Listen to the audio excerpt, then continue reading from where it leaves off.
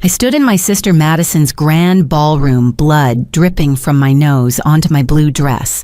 200 guests stared in silence as Madison, the newly crowned Entrepreneur of the Year, gripped my hair, dragging me toward the exit.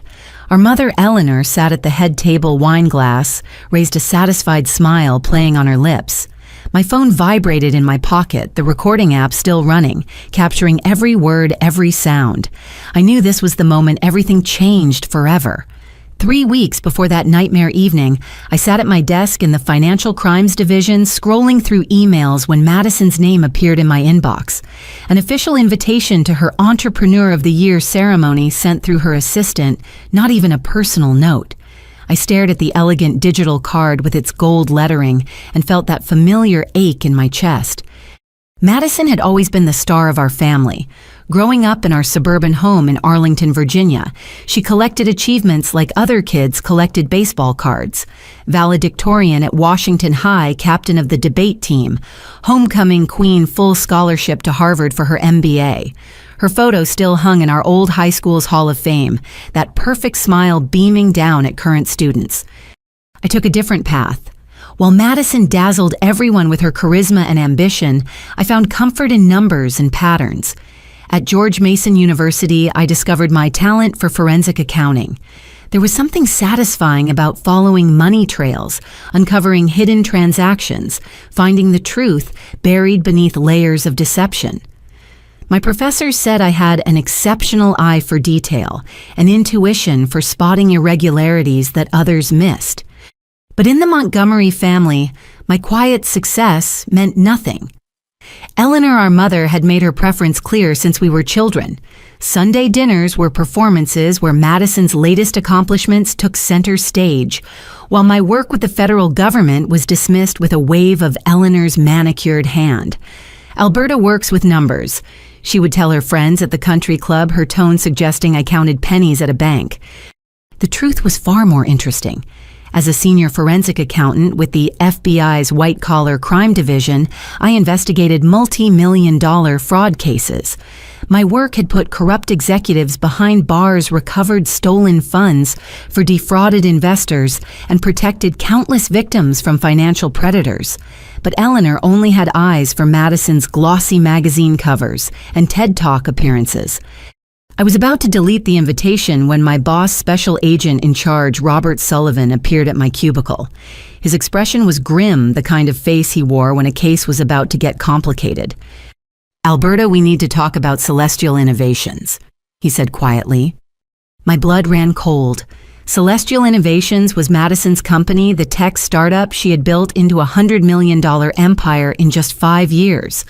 The media loved to feature stories about her innovative approach to sustainable technology and her inspiring journey as a female founder in Silicon Valley. What about it? I managed to ask, though I already knew this conversation would change everything. Robert closed my office door and sat down across from me. We've received multiple whistleblower complaints, allegations of investor fraud, manipulated financial statements, phantom customers. The preliminary investigation suggests this goes deep Alberta. We're talking about potentially $50 million in fabricated revenue. The room spun slightly.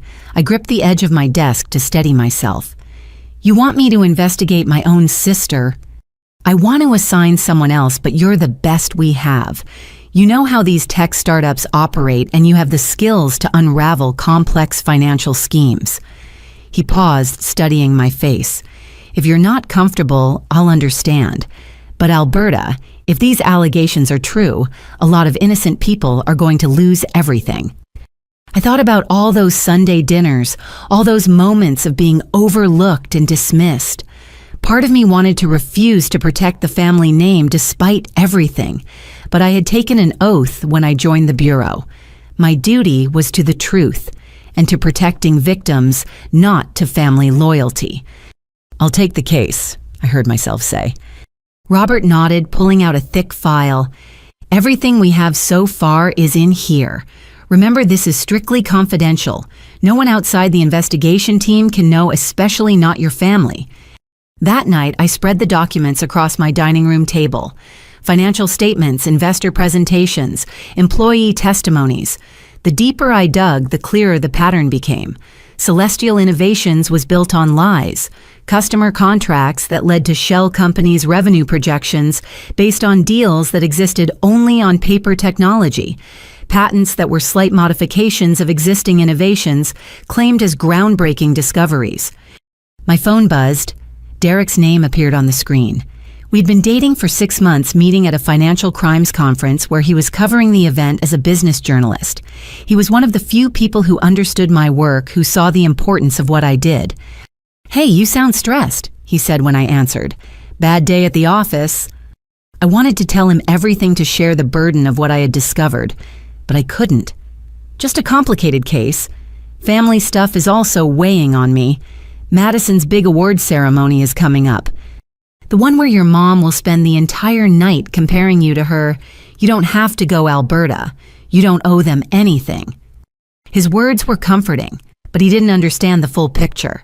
Now, I wasn't just Madison's overlooked sister. I was the federal agent assigned to investigate her empire of lies. And somehow I would have to face her at that ceremony, pretending everything was normal while knowing I held her future in my hands. As I stared at the evidence before me, my phone buzzed again. Another email from Madison's assistant reminding me to RSVP for the ceremony. I was about to ignore it when I noticed something strange. The subject line had been modified. Instead of just "Reminder RSVP for award ceremony," it now read "Reminder RSVP for award ceremony. Urgent." Why would Madison's assistant mark a simple reminder as urgent, unless it wasn't really from the assistant at all? I pulled up the email headers, a skill I'd learned during my digital forensics training. The sender's IP address didn't match Celestial Innovations' corporate network. Someone had spoofed the assistant's email address. But who would go to such trouble just to make sure I attended Madison's ceremony? The answer came as I cross-referenced the IP address with our case files. The email had been sent from Eleanor Montgomery's home computer. Our mother was personally ensuring I would be at that ceremony, and she was trying to hide her involvement. A chill ran down my spine as I realized the truth. This wasn't just about Madison's fraud. Eleanor was involved too, and my attendance at that ceremony was part of their plan. But what exactly were they planning? And more importantly, why did they specifically need me there? 2 days after discovering Eleanor's hidden involvement, my phone rang at 6 in the morning. Madison's name flashed on the screen.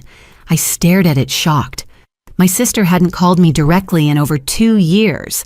Our communication usually went through Eleanor or consisted of obligatory holiday text messages. Alberta.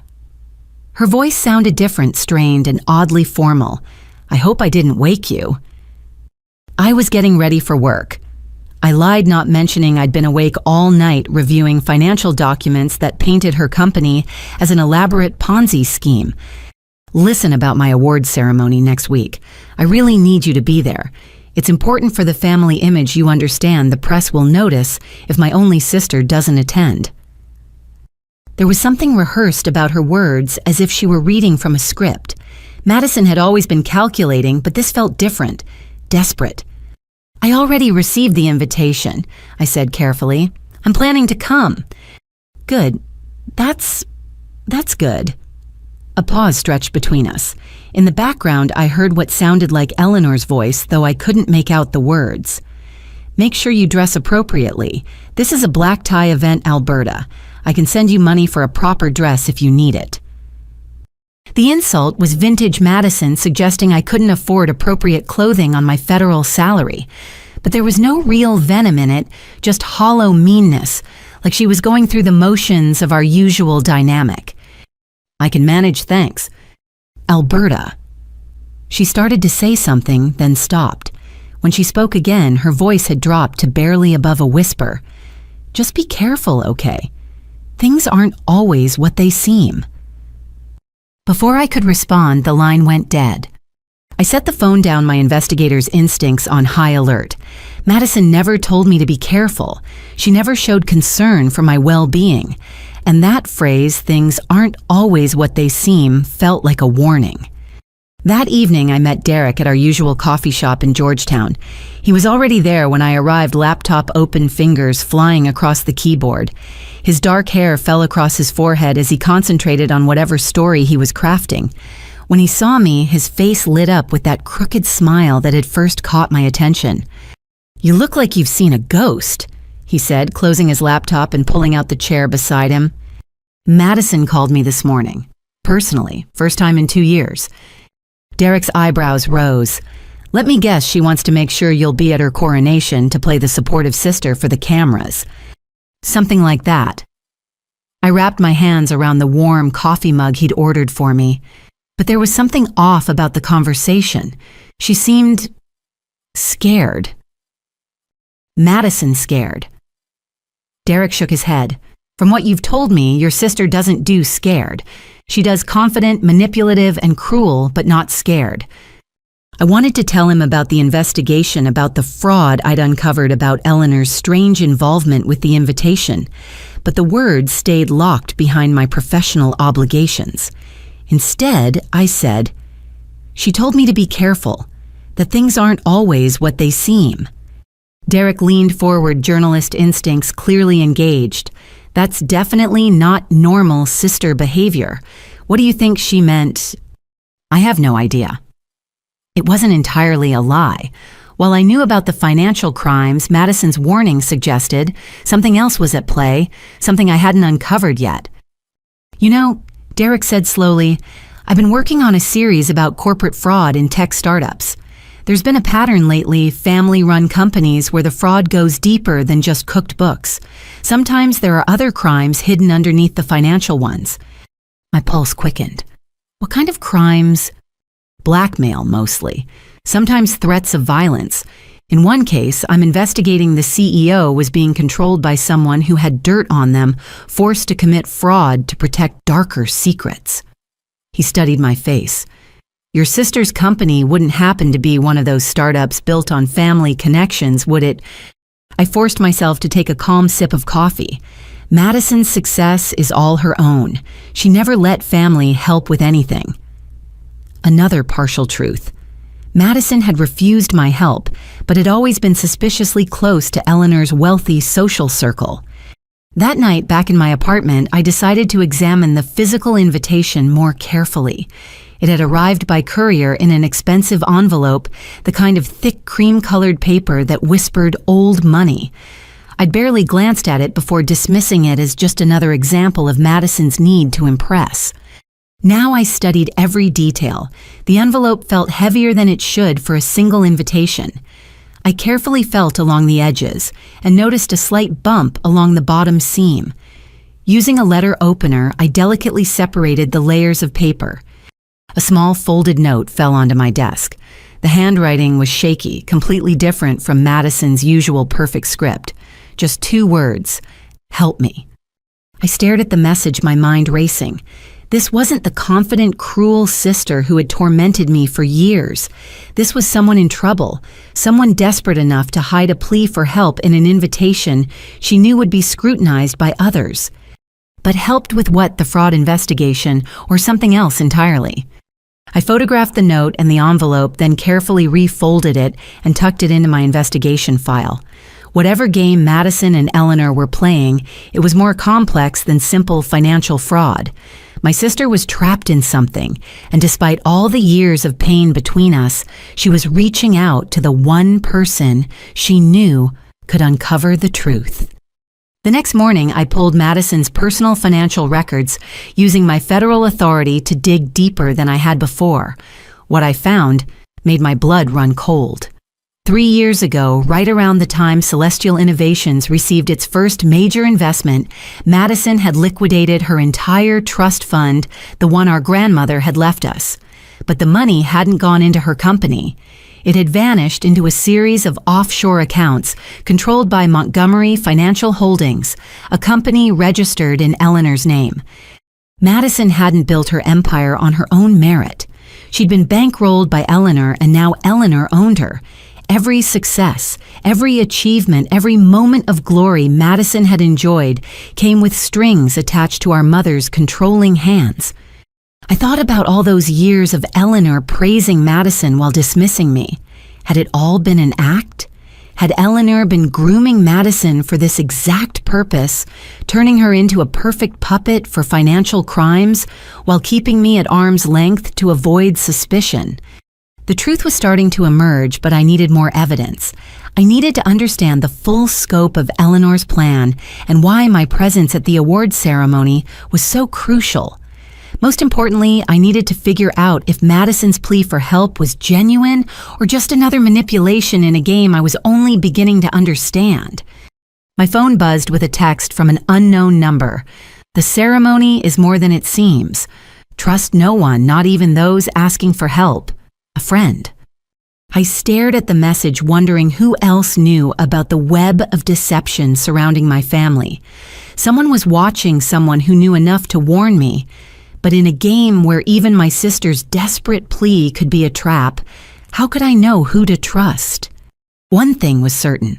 I would attend that ceremony, but I wouldn't be going as the overlooked sister Eleanor and Madison expected. I would be going as federal agent Alberta Montgomery, armed with evidence and ready to uncover whatever twisted plan my family had set in motion. The invitation had been sent, the trap had been set, but they had no idea that their intended victim was now the hunter. The Grandview Hotel stood like a gleaming monument to excess in downtown Washington, its marble facade reflecting the afternoon sun. I arrived an hour early for Madison's ceremony, hoping to find her alone before the evening's festivities began.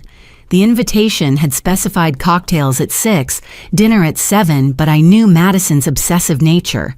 She would be there hours early, micromanaging every detail. I wore a simple black cocktail dress professional, but understated the kind of outfit that would blend into the background. Tucked in my purse was my phone with a fully charged battery and a recording app ready to activate. After finding Madison's hidden plea for help, I couldn't shake the feeling that tonight would be more than just another family humiliation ritual. The hotel staff recognized Madison's name immediately when I asked for her at the front desk. "Miss Montgomery is in the Crystal Ballroom," the concierge said with a practiced smile. "She's been here since noon preparing. Shall I announce you?" "No need, she's expecting me." I took the elevator to the 3rd floor, my heels clicking against marble floors as I walked toward the ballroom. The doors were propped open, revealing an opulent space decorated in silver and gold.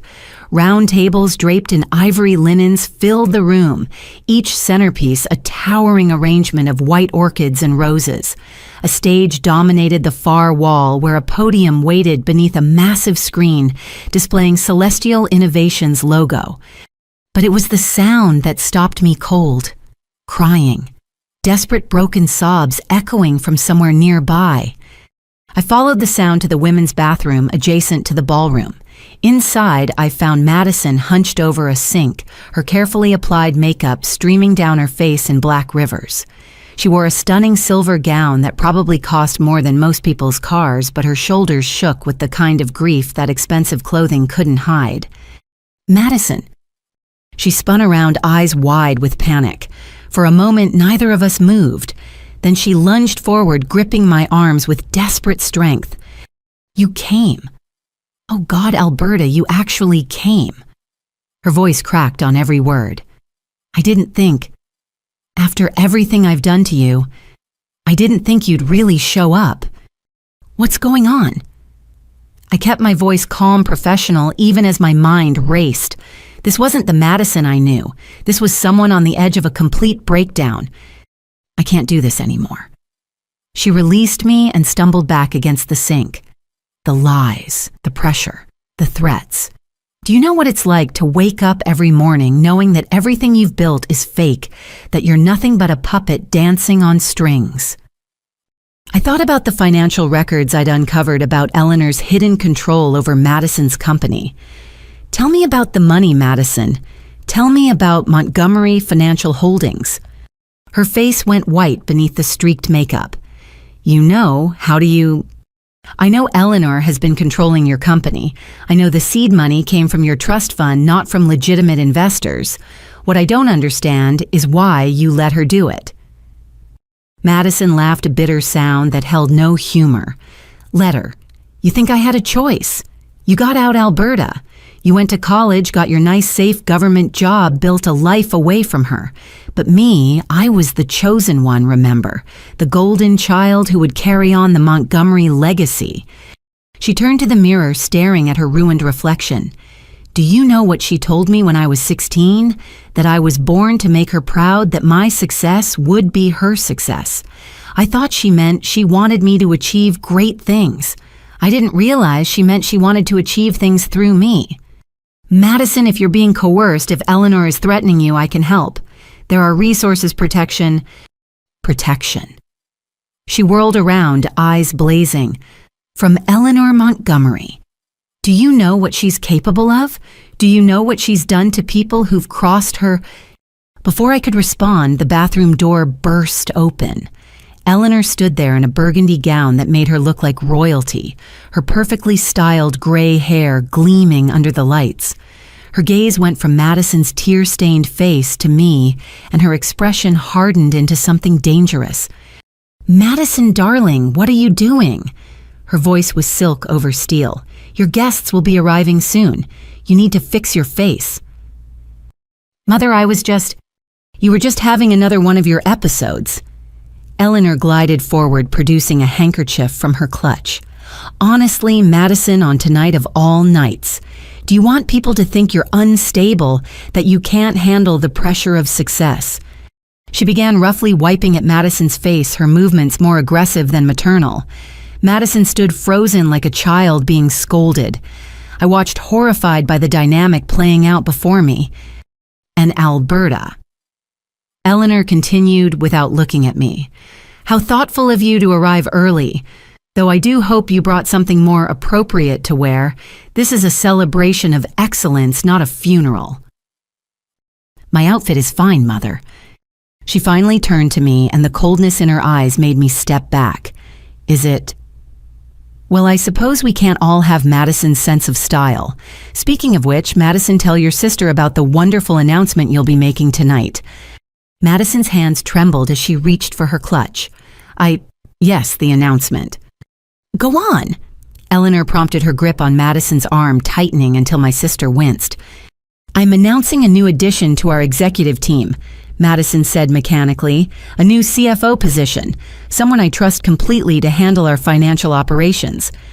My blood ran cold. They couldn't be planning what I thought they were planning. Eleanor smiled, the expression never reaching her eyes. Yes, and we've already prepared the contracts, all perfectly legal and binding. The new CFO will have full signing authority, complete access to all accounts, and most importantly, full liability for any financial decisions made by the company. I won't do it, I said flatly. Whatever scheme you're running, I won't be part of it. Scheme. Eleanor's laugh tinkled like broken glass. My dear Alberta, this is a legitimate business opportunity.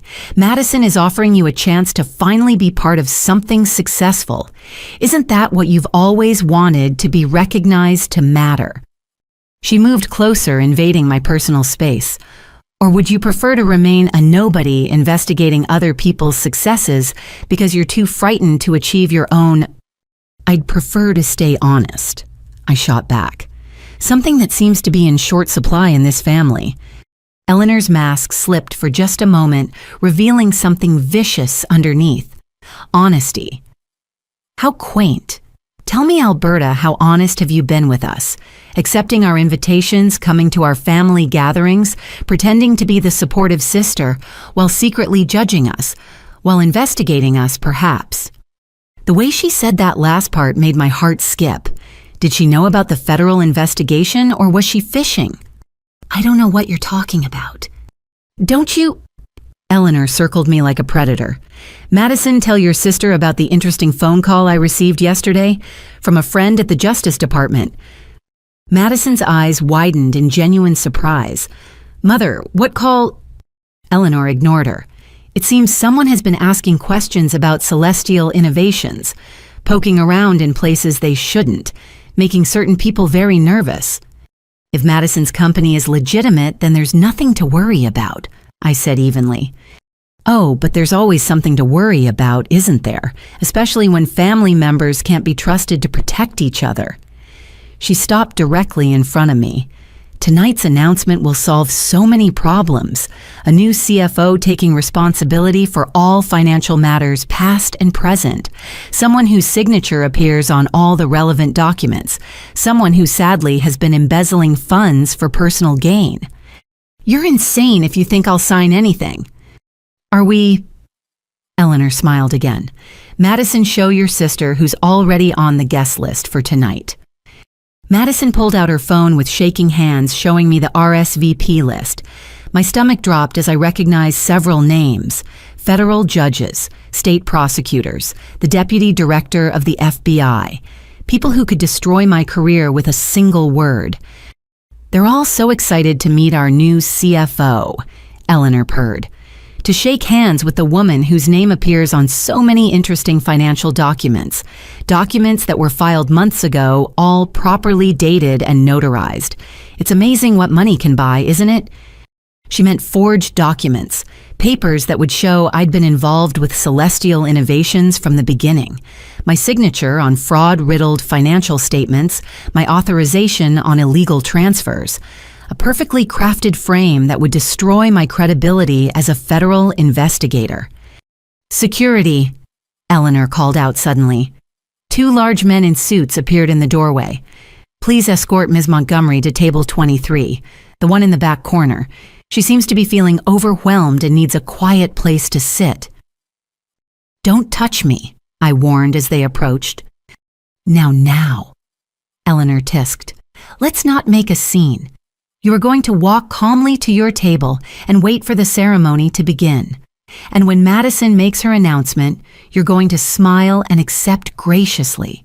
Because if you don't... She leaned in close. Her whisper meant only for me. Well, let's just say that your little boyfriend Derek might find his journalism career taking an unfortunate turn. It would be such a shame if those photos from his college days surfaced. The ones from that party where underage drinking led to that girl's death. He wasn't responsible, of course, but the media can be so unforgiving. My blood turned to ice. You're threatening Derek. He has nothing to do with this. Everyone has something to do with this now. Eleanor straightened, smoothing her dress. Madison, fix your face and get back to preparations.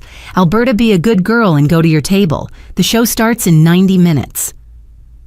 The security guards flanked me, their presence making it clear I had no choice. As they escorted me from the bathroom, I caught one last glimpse of Madison in the mirror. She was mouthing something, just 2 words repeated over and over. I'm sorry. But I couldn't worry about Madison's guilt or Eleanor's threats right now. I had 90 minutes to figure out how to stop this trap from closing. 90 minutes to save not just my career, but potentially my freedom. And somewhere in this elegantly decorated ballroom was the key to turning Eleanor's plan against her. As the guards deposited me at table 23, I noticed something Eleanor hadn't counted on. My table gave me a perfect view of the audio-visual booth, where technicians were setting up the presentation equipment. If I could somehow get to that booth, I might be able to disrupt the ceremony to prevent Madison from making her announcement. But first, I needed to activate my insurance policy. I pulled out my phone, pretending to check messages while actually opening my recording app. Whatever happened tonight, I would have evidence. Eleanor Montgomery thought she had me trapped, but she'd forgotten one crucial detail. She'd trained me to be overlooked, to be invisible. And invisible people could slip through cracks that others couldn't see. The ceremony hadn't started yet, but the real performance was about to begin. The crystal ballroom filled quickly as Washington's business elite arrived in waves. I sat at my exile table watching familiar faces from newspaper headlines and television interviews stream through the doors. Tech executives, venture capitalists, political figures all here to celebrate Madison's coronation as Entrepreneur of the Year. From my corner, I had a clear view of the head table where Eleanor held court greeting each guest with practiced charm. Madison stood beside her, the picture of composed success in her silver gown, all traces of her bathroom breakdown erased. Only I could see the slight tremor in her hands, the way her smile never quite reached her eyes. "Ladies and gentlemen," a voice boomed over the speaker system, "please take your seats. Tonight's ceremony will begin shortly." I watched the audio-visual booth calculating distances and obstacles. 2 security guards remained posted near my table, their eyes never leaving me. Eleanor had planned this perfectly, even down to my seating assignment that kept me visible, but isolated. The lights dimmed as the ceremony began. A man I recognized as Thomas Hartwell, CEO of one of the country's largest venture capital firms and Madison's primary investor, took the stage. "Good evening, everyone. Tonight we celebrate not just success, but transformation. Madison Montgomery hasn't just built a company. She's revolutionized how we think about sustainable technology." His words rang hollow as I recalled the fraudulent patents in the FBI files, but the audience ate it up, applauding enthusiastically. "Of course," Hartwell continued, "no entrepreneur succeeds alone. Madison has been fortunate to have the guidance of her brilliant mother, Eleanor, and the financial expertise of her sister, Alberta." My stomach clenched. The trap was beginning.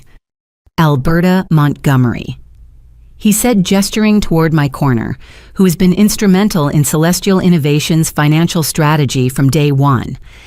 Heads turned to look at me. I kept my expression neutral even as my mind raced. They were establishing a narrative, creating witnesses who would later swear they heard about my involvement with the company. The next speaker was Patricia Chen, a prominent tech journalist whose blog reached millions. "Madison once told me that her sister Alberta was her secret weapon.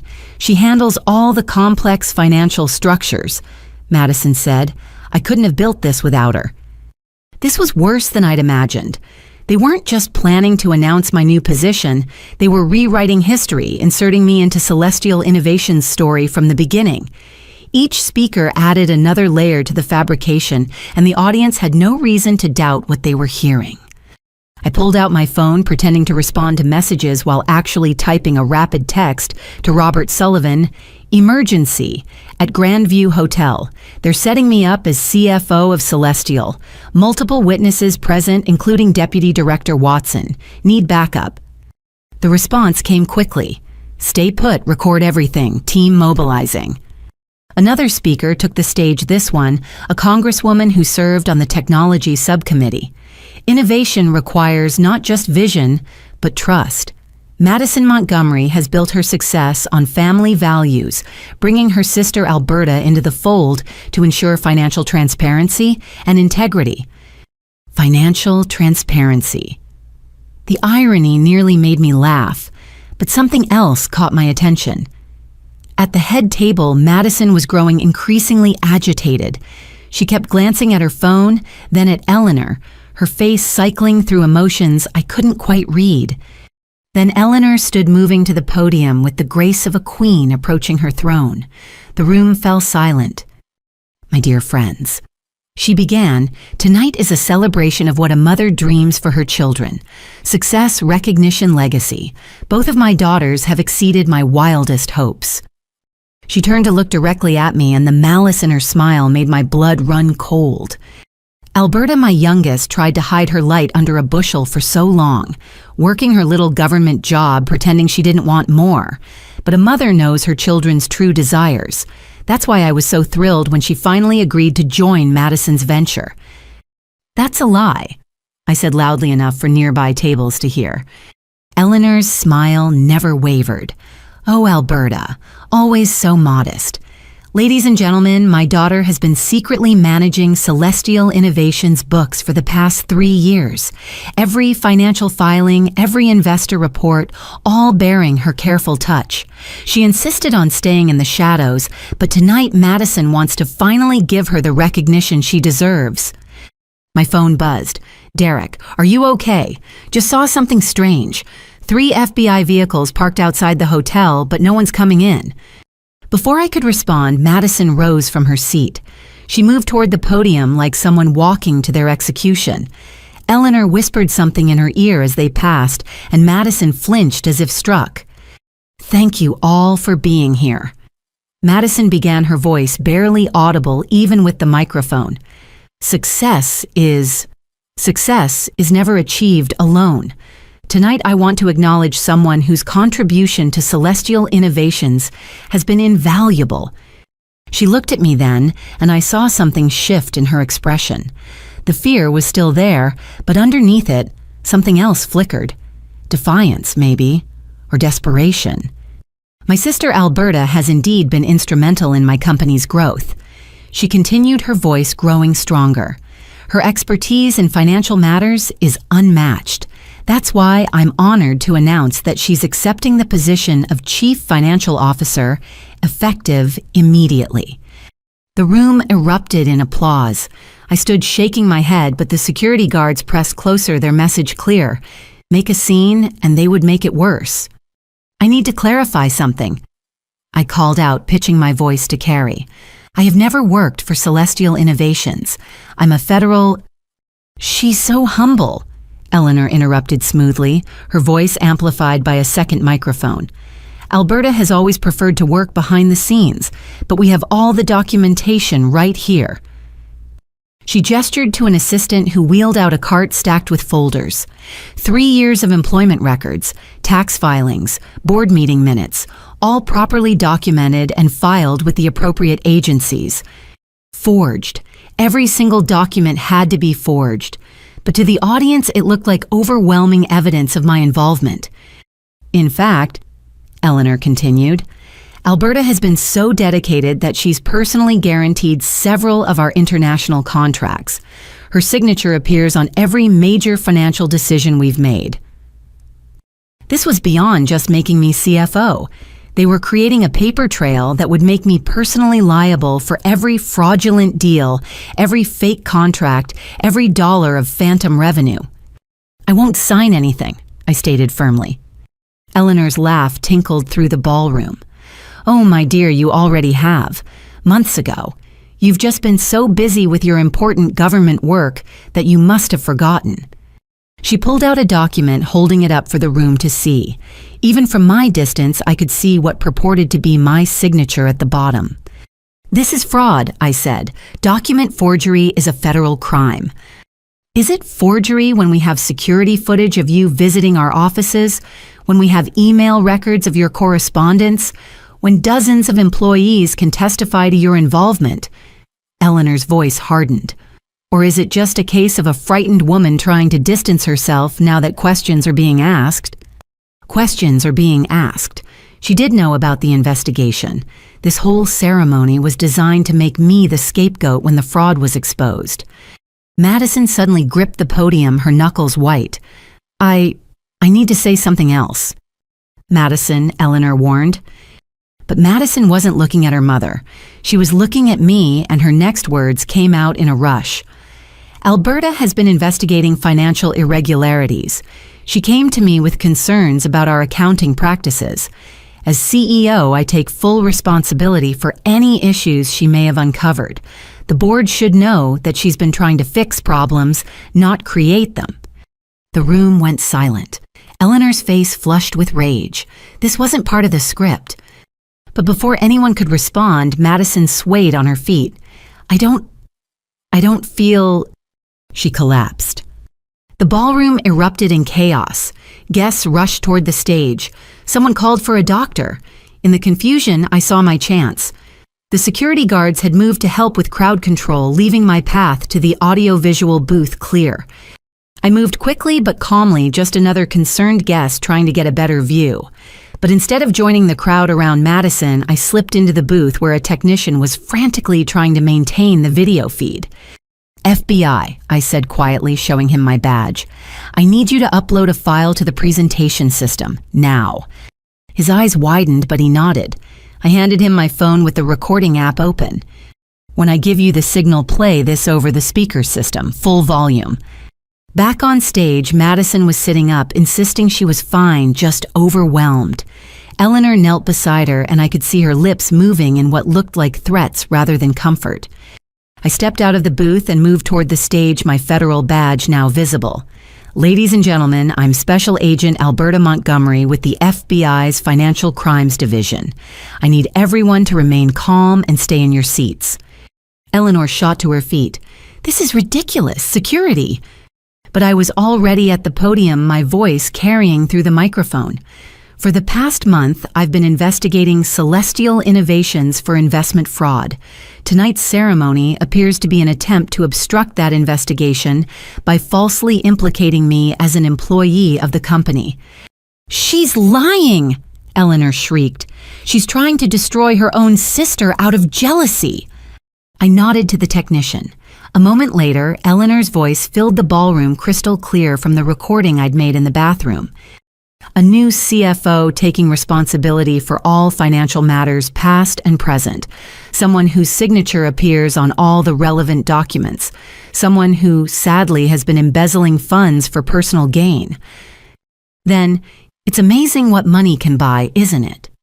And finally, your little boyfriend Derek might find his journalism career taking an unfortunate turn. The recording cut off, leaving devastating silence in its wake. Federal crimes had been committed, and everyone in the room had just heard the evidence. I looked at the crowd, recognizing the deputy director among the shocked faces. "I believe backup is waiting outside. Someone should probably let them in." As FBI agents flooded the ballroom, I locked eyes with Madison.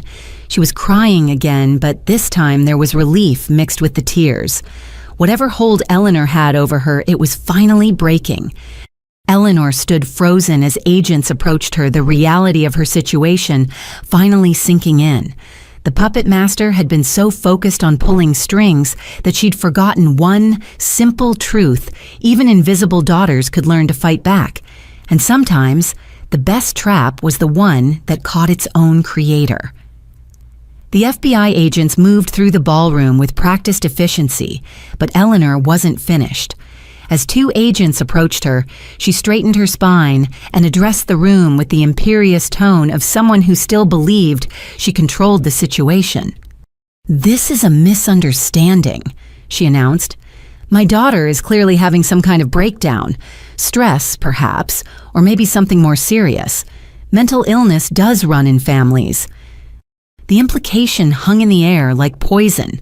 Several guests shifted uncomfortably, and I could see the calculation in Eleanor's eyes. If she could paint me as unstable, she might still salvage this. "Agent Montgomery has an impeccable record," Deputy Director Watson said, stepping forward from the crowd. "I've personally reviewed her work on numerous cases. Her mental fitness is not in question here." Eleanor's composure cracked slightly. "Then explain why she would fabricate such an elaborate conspiracy against her own family. We've done nothing but try to include her." I walked down from the stage, maintaining my professional demeanor, even as rage boiled in my chest. "Shall we discuss the forged documents you just presented? The ones with my signature dated 3 years ago. I'm sure the FBI's forensic analysts will find them very interesting." "Forged." Eleanor laughed, but it sounded forced. "Alberta, you signed those papers. I watched you do it." "Really? When exactly did this happen?" "Multiple occasions. Board meetings you attended, strategy sessions at our offices." She turned to the crowd. "We have witnesses, employees who saw her there." Madison struggled to her feet, pushing away the hotel staff trying to assist her. "Stop it, Mother. Just stop." "Madison, darling, you're confused. The stress—" "I said stop." Madison's voice cracked like a whip through the ballroom. She gripped the podium for support, but her eyes blazed with something I'd never seen before: courage. "You want to talk about witnesses? Then let's talk about who really runs Celestial Innovations." Eleanor took a step toward her daughter. "Madison, think carefully about what you're saying. Think about the consequences." "The consequences?" Madison laughed bitterly. "You mean like the consequences of building a company on lies, of defrauding investors who trusted me, of destroying my relationship with the only family I have left?" She looked at me, then tears streaming down her face. "Alberta never worked for Celestial. She never signed anything. Every document with her signature is fake. Mother had them created by a forger in Baltimore. I have the receipts. I have the emails. I have proof of everything." The room seemed to hold its collective breath. Eleanor's mask finally slipped, completely revealing the vicious predator beneath. "You ungrateful little bitch," she hissed. "After everything I've done for you, everything I've sacrificed." "Sacrificed?" Madison's voice rose. "You sacrificed me. You turned me into a criminal before I even understood what was happening. You stole my trust fund, my future, my life." Eleanor moved faster than I would have thought possible for a woman her age. Her hand shot out, grabbing Madison's hair and yanking her away from the podium. Madison cried out, stumbling in her heels. I rushed forward. "Let her go, Eleanor." My mother turned on me, still gripping Madison's hair. "This is your fault. You couldn't just accept your place. You had to dig, had to investigate, had to ruin everything." "The only person who ruined anything is you," I said, trying to keep her attention on me while Madison struggled. "You built an empire on fraud and thought you could make me take the fall." "You were perfect for it," Eleanor snarled. "The overlooked daughter, the government drone. Who would believe you weren't involved, a jealous sister trying to bring down the family success story?" Agent Sullivan appeared beside me. "Mrs. Montgomery, release your daughter immediately." Eleanor's grip tightened, making Madison whimper. "Or what, you'll arrest me. Go ahead. But know this, if I go down, everyone goes with me. Every investor who looked the other way, every politician who took our donations, every judge who signed off on our documents." "Mother, please," Madison gasped. "Shut up!" Eleanor shook her violently. "You were supposed to be my masterpiece, my legacy. But you're weak, just like your father." That name, never spoken in our house, seemed to electrify the air. Madison's eyes widened and I saw my opening. "Tell us about Dad, Eleanor," I said quietly. "Tell us about the car accident that wasn't really an accident." Eleanor's face went white. "You don't know what you're talking about." "Don't I? Financial fraud wasn't your first crime, was it? Dad found out what you were doing with his family's money. He was going to divorce you, take us away. But then he conveniently died in a single-car crash on a clear night on a road he'd driven 1,000 times." The ballroom was silent except for the scratch of pens as several journalists furiously took notes. This had transformed from a financial scandal to something much darker. "Your father was a weak fool," Eleanor spat. "He would have destroyed everything I built." "So you destroyed him first," I said. It wasn't a question. Eleanor's composure shattered completely. With a snarl of rage, she shoved Madison away and lunged at me. "You sanctimonious little nothing. You think you're so righteous, so pure. You're nothing. You've always been nothing." I sidestepped her charge, my FBI training taking over. But Eleanor wasn't finished. She grabbed a champagne bottle from a nearby table, raising it like a weapon. "Mother, no," Madison screamed. Time seemed to slow. I saw the bottle arcing toward my head, saw the hatred in Eleanor's eyes, saw the shocked faces of the crowd. My body moved on instinct, ducking under the swing and catching Eleanor's wrist. The bottle flew from her grip, shattering against the stage in an explosion of glass and foam. Eleanor's momentum carried her forward, and we both crashed into a table, sending plates and glasses flying. "I'll kill you," Eleanor shrieked, clawing at my face. "I should have gotten rid of you years ago. You were never supposed to matter." I managed to flip her onto her stomach, pulling her arms behind her back in a control hold. "Eleanor Montgomery, you're under arrest for assault on a federal officer, obstruction of justice, and conspiracy to commit fraud." She continued to struggle and scream obscenities, her dignified facade completely destroyed. The elegant society matron had revealed herself as the vicious criminal she'd always been. As agents moved in to take custody of Eleanor, I looked up to find Madison standing nearby, her silver gown torn, her face streaked with mascara. But for the first time in my memory, she looked free. "I'm sorry," she whispered, "for everything. For all the years I helped her hurt you, for being too weak to stand up to her, for almost letting her destroy you tonight." I stood slowly, feeling every bruise from the struggle. "We need to talk, Madison. Really talk. About everything." She nodded, wrapping her arms around herself. "I know. The FBI will want my cooperation.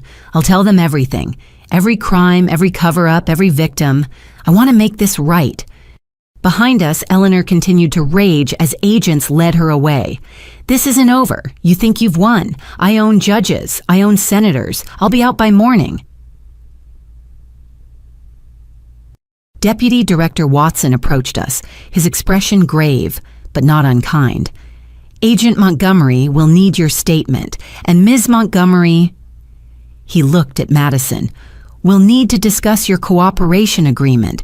Full disclosure might keep you out of prison." Madison straightened her shoulders. "I understand. I'm ready to face the consequences." As the ballroom slowly emptied crime scene technicians beginning their work, I noticed someone standing in the doorway. Derek, his press credentials visible, his camera capturing everything. Our eyes met across the chaos, and he gave me a small nod of encouragement.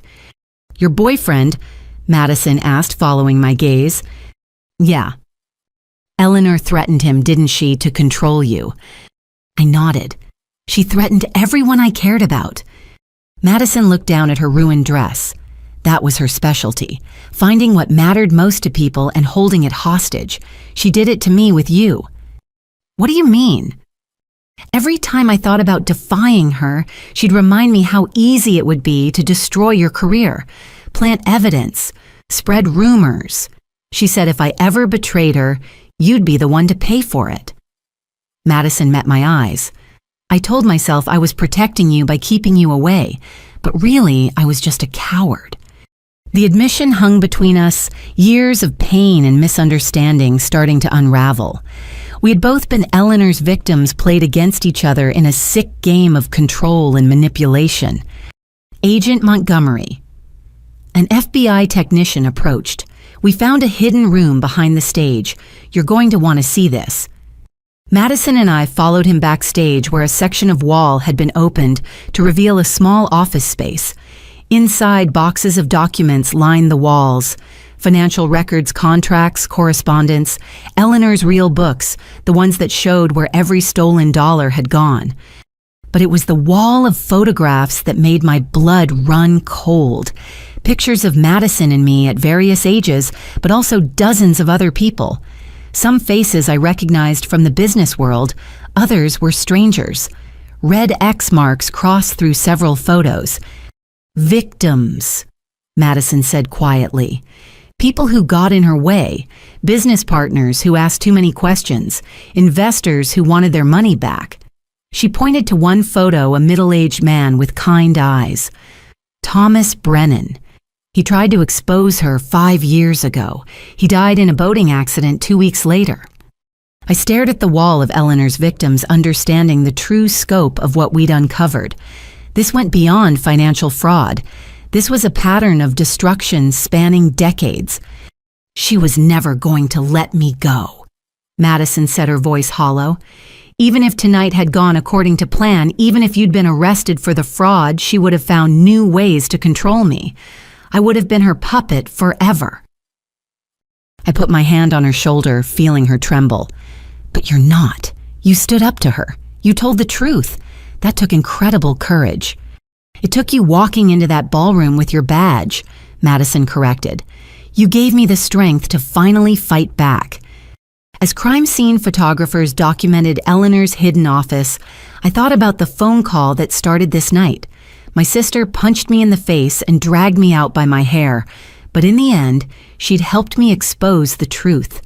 The physical confrontation had been Eleanor's final undoing, the violent outbreak that revealed the monster beneath the mask.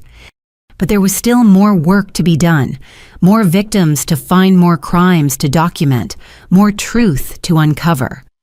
Eleanor Montgomery's empire of lies was crumbling, and from its ashes, maybe Madison and I could finally build something real.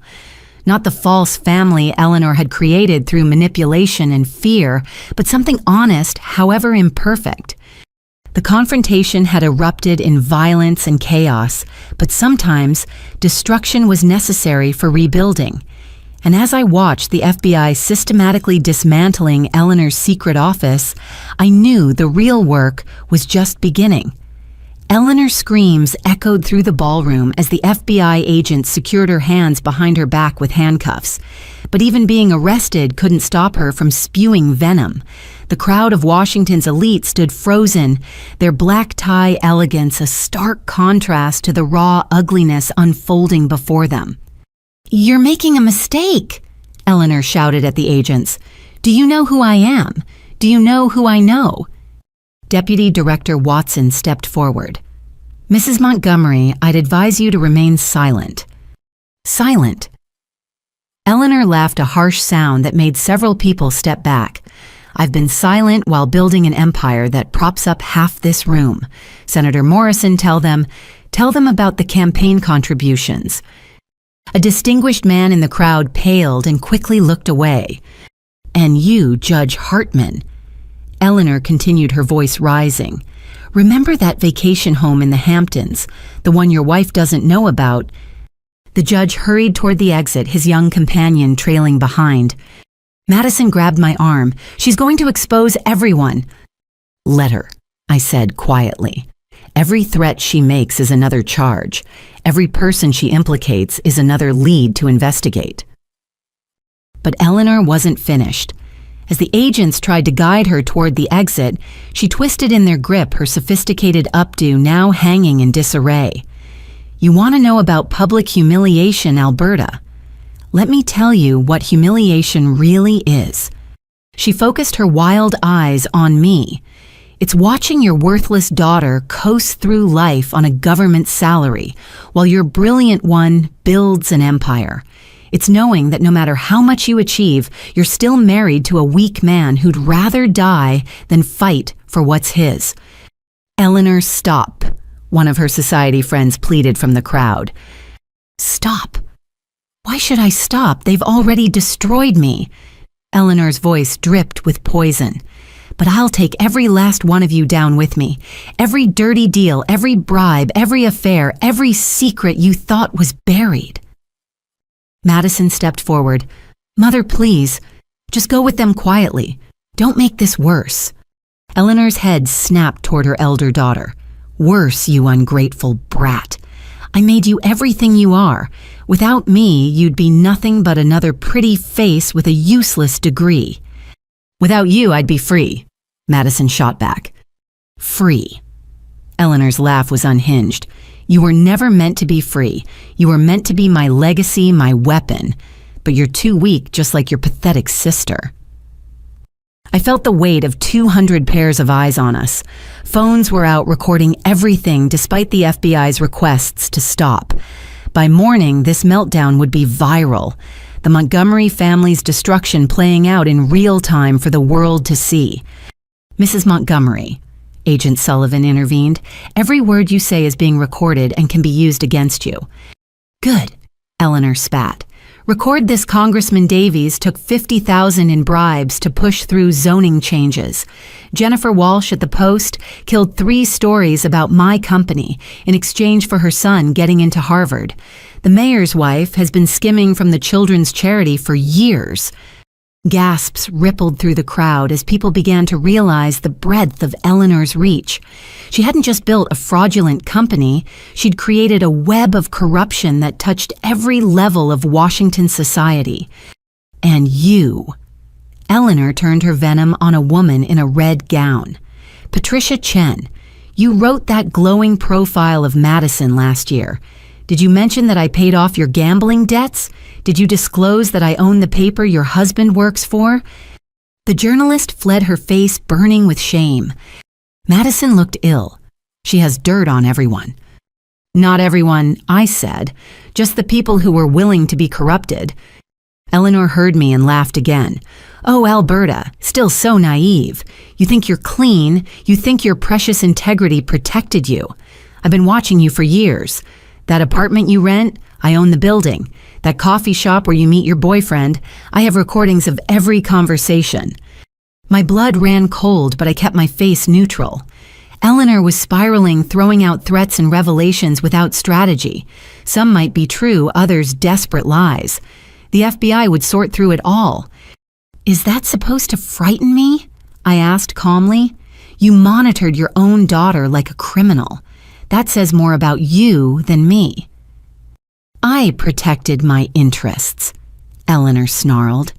"Something you never understood. You were always too pure, too righteous. Just like your father. He thought he could expose me, too. Look how that ended." The admission hung in the air. Eleanor had just confessed to murder in front of 200 witnesses and a room full of federal agents. Madison made a sound like a wounded animal. "You killed him. You actually killed Dad. He was going to destroy everything." Eleanor said, her voice suddenly calm, almost reasonable. "The business, our reputation, our future. He found some irregularities in the books and suddenly developed a conscience. After 10 years of benefiting from my work, he decided to play hero." She looked at me with pure hatred. "He was going to take you both and disappear. Said he'd rather be poor and honest than rich and compromised. Fool. As if honesty ever fed a family or built a legacy." "So you had him murdered," I said, my voice steady despite the rage building inside me. "I protected my children's future," Eleanor corrected. "Madison needed the opportunities I could provide. Even you benefited Alberta. That college education paid for with money your father would have squandered on his stupid principles." The crowd was utterly silent now, witnessing something far beyond a business scandal. This was a family's darkest secrets being dragged into the light. "Take her," Deputy Director Watson ordered. But as the agents moved to escort Eleanor out, she played one final card. With surprising strength, she broke free from their grip and lunged not at me, but at Madison. "This is your fault," she screamed, her hands finding Madison's hair. "If you'd just played your part, none of this would have happened." Madison cried out as Eleanor dragged her toward the exit, using her own daughter as a human shield. The agents hesitated, not wanting to risk injuring Madison. "Mother, stop," Madison sobbed. "Please." "You were supposed to be perfect," Eleanor ranted as she pulled Madison along. "My greatest creation. But you're flawed, weak, pathetic. Just like your sister. Just like your father." I moved without thinking, placing myself between Eleanor and the door. "Let her go." "Move or I'll snap her neck." Eleanor threatened, her arm now around Madison's throat. "You won't," I said with certainty, "because Madison is the only thing you ever really loved, even if you don't know how to show it properly." Eleanor's grip loosened slightly. "Love I don't love. Love is weakness. I invested, I built, I controlled." "Then why are you so angry that she betrayed you?" I pressed. "If she was just an investment, you'd write her off and move on. But you can't, can you? Because somewhere under all that poison, you actually care." "Shut up," Eleanor's voice cracked. "You don't know anything." "I know you're scared," I continued, stepping closer. "For the first time in your life, you're completely out of control. No money to buy your way out. No secrets to leverage. No one left to manipulate. Just you and the truth." Eleanor's arm trembled around Madison's neck. Behind her, I could see agents moving into position, ready to act if needed. "The truth." Eleanor laughed bitterly. "The truth is that I gave everything for this family. Every sacrifice, every hard choice, every bridge burned. And this is how you repay me." "You gave nothing," Madison said hoarsely. You took our father. You took our choices. You took our lives and shaped them to serve your ambition." "I made you strong." "You made us afraid," I corrected.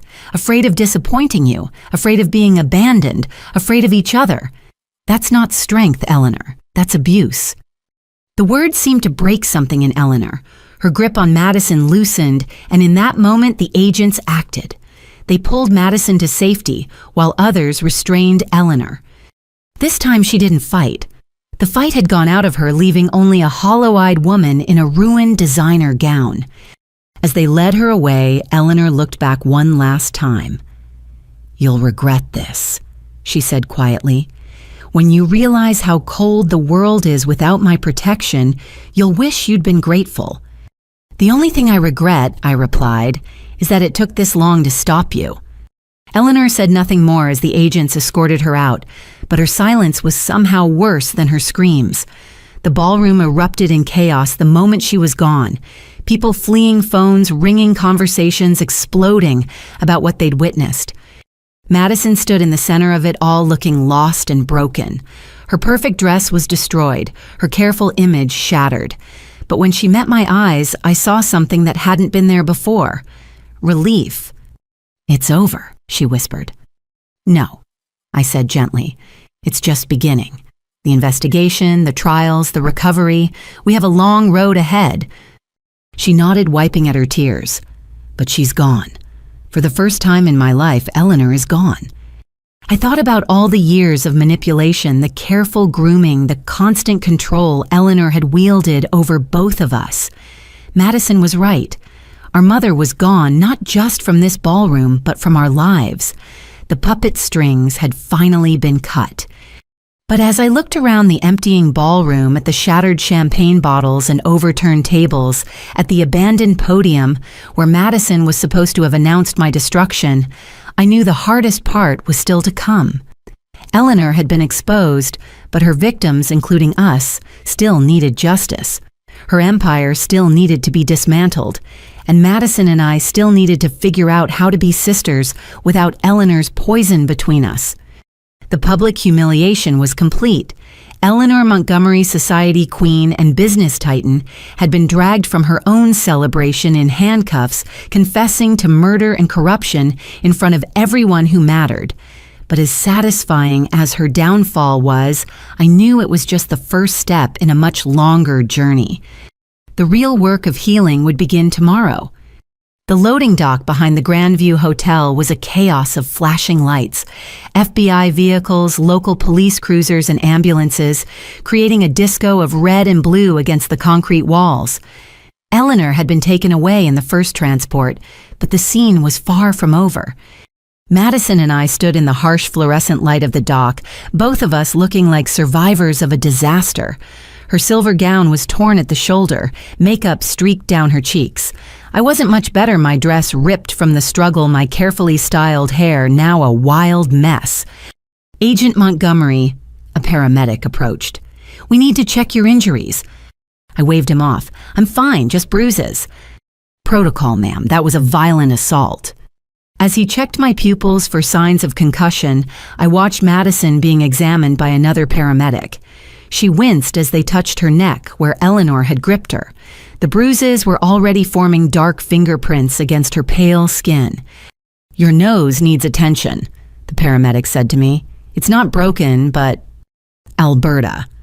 I turned to see Derek pushing through the police barrier, his press credentials getting him past the first line of security. An FBI agent stopped him 10 feet away. "That's my boyfriend," I called out. "Let him through." Derek reached me in 3 strides, his hands hovering near my face like he wanted to touch, but was afraid of hurting me. "Jesus, Alberta, when I saw her attack you—" "I'm okay," I assured him. "It looks worse than it is." "I got it all," he said quietly. Every word, every threat, every confession. My camera was running the whole time. I felt a mix of gratitude and unease. Having evidence was crucial, but I also knew our relationship was about to be scrutinized by every media outlet in the country. "Mr. Garrison," Agent Sullivan approached, "we'll need copies of your footage for evidence." "Of course," Derek agreed. Then he looked at me, something strange in his expression. "Alberta, there's something I need to tell you about why I was really at that financial crimes conference where we met." My stomach dropped. "Derek, I've been investigating Eleanor Montgomery for 2 years, he said in a rush. "Before I ever met you, I was tracking financial crimes in tech startups, and her name kept coming up. When I realized who you were at that conference, I should have told you immediately. But You used me," Madison said flatly from where she sat on an ambulance gurney. "You started dating my sister to get information on our family." "No," Derek said firmly. "I fell in love with your sister despite the investigation. Meeting Alberta it complicated everything. I tried to keep the two things separate." I stared at him, processing this revelation. How much of our relationship was real? "All of it," he said desperately. "Every moment, every feeling. I stopped actively investigating your family the day after our second date. I couldn't do it anymore, not when I was falling for you. But you kept recording tonight, I pointed out. As a journalist, yes, and because I saw Eleanor threatening you. I couldn't stand by and do nothing. He pulled out a flash drive. 2 years of investigation, financial records interviews with victims, patterns of fraud going back decades. I was going to publish it all next month, but now it's evidence, Agent Sullivan said, taking the drive. Mr. Garrison will need a full statement about your investigation. I felt numb. In one night, I discovered my mother was a murderer. My sister had been her unwilling accomplice, and my boyfriend had been investigating my family since before we met. Trust seemed like a luxury I couldn't afford anymore. Agent Montgomery, another FBI agent, approached. We found something in Mrs. Montgomery's vehicle you need to see. I followed him to a black town car parked near the loading dock. In the trunk, 3 suitcases sat packed and ready. But it was the manila envelope on top that caught my attention.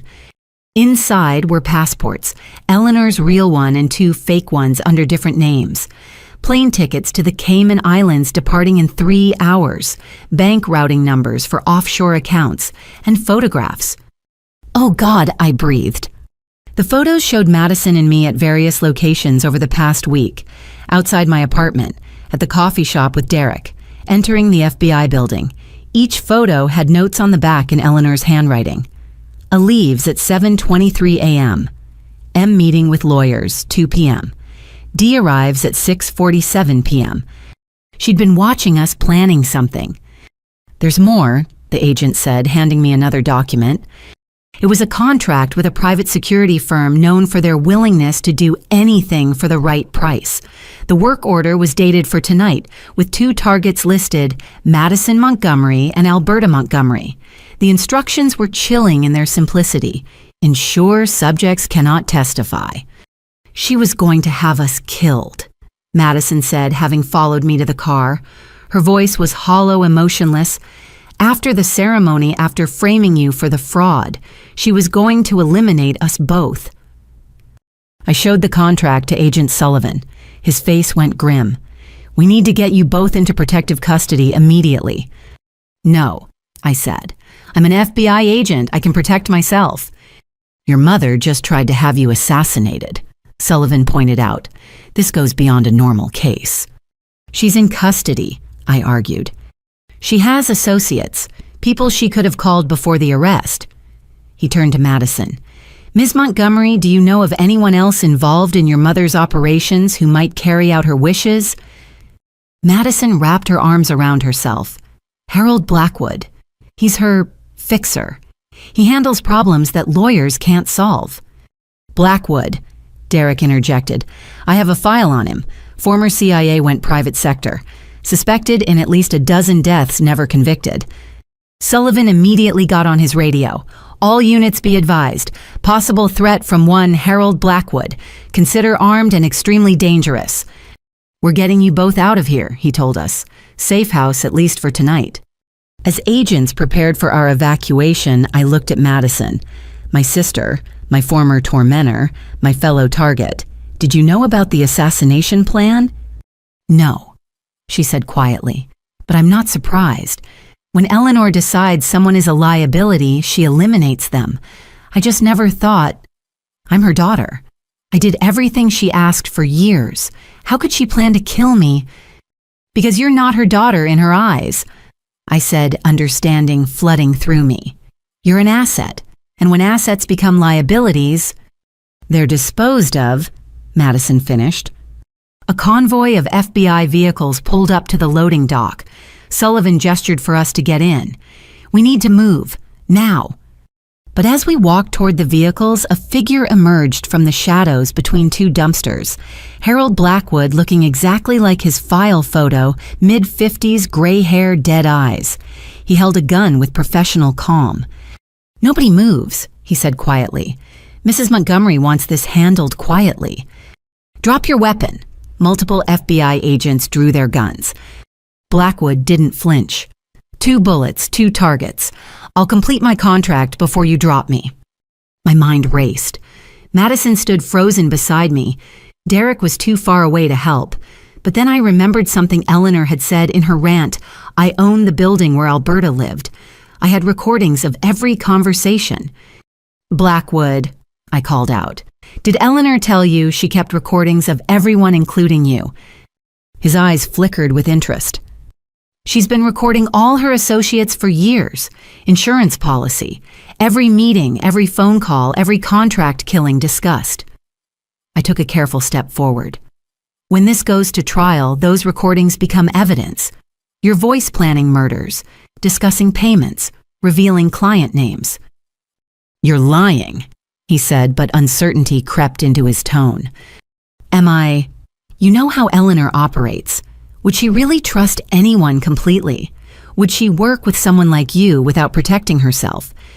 Madison caught on to my strategy. She showed me some of them. The Brennan hit 5 years ago.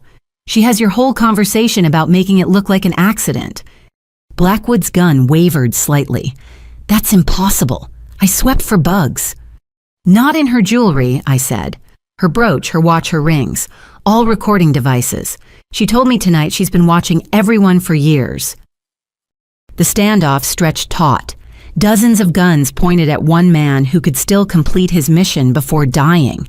But I could see him calculating, weighing Eleanor's betrayal against his contract. She's in custody, I pressed. She'll trade those recordings for a deal. You know she will. She'll burn everyone to save herself. Just like she burned my father, Madison added bitterly. Blackwood studied us for a long moment. Then he did something that surprised everyone. He laughed. 20 years I've worked for that woman, he said. 20 years of cleaning up her messes. And you know what I always knew this day would come? The day Eleanor Montgomery's empire would eat itself. He slowly lowered his gun, placing it on the ground. I'm too old for prison, but I'm also too old to die for someone who was planning to sell me out. FBI agents swarmed him, securing the weapon and taking him into custody. As they led him away, he called back. Check her home safe, behind the Monet reproduction. That's where she keeps the master recordings. Sullivan immediately dispatched a team to Eleanor's mansion. Then he turned to us. That was incredibly dangerous, Agent Montgomery. But effective, I replied, trying to keep my voice steady despite the adrenaline crash. Into the vehicles, now, no more delays. As we finally loaded into the SUVs, Madison beside me and Derek in the vehicle behind, I realized our escape from the hotel was more than physical.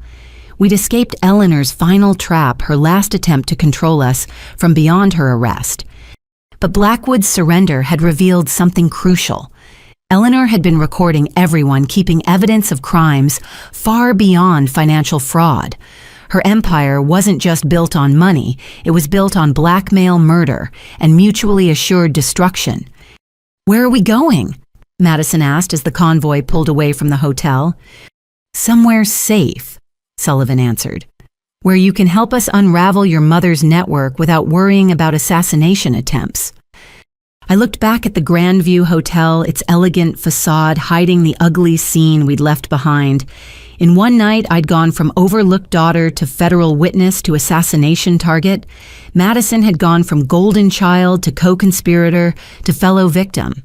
And Derek, I still didn't know what Derek was to me anymore. But we were alive.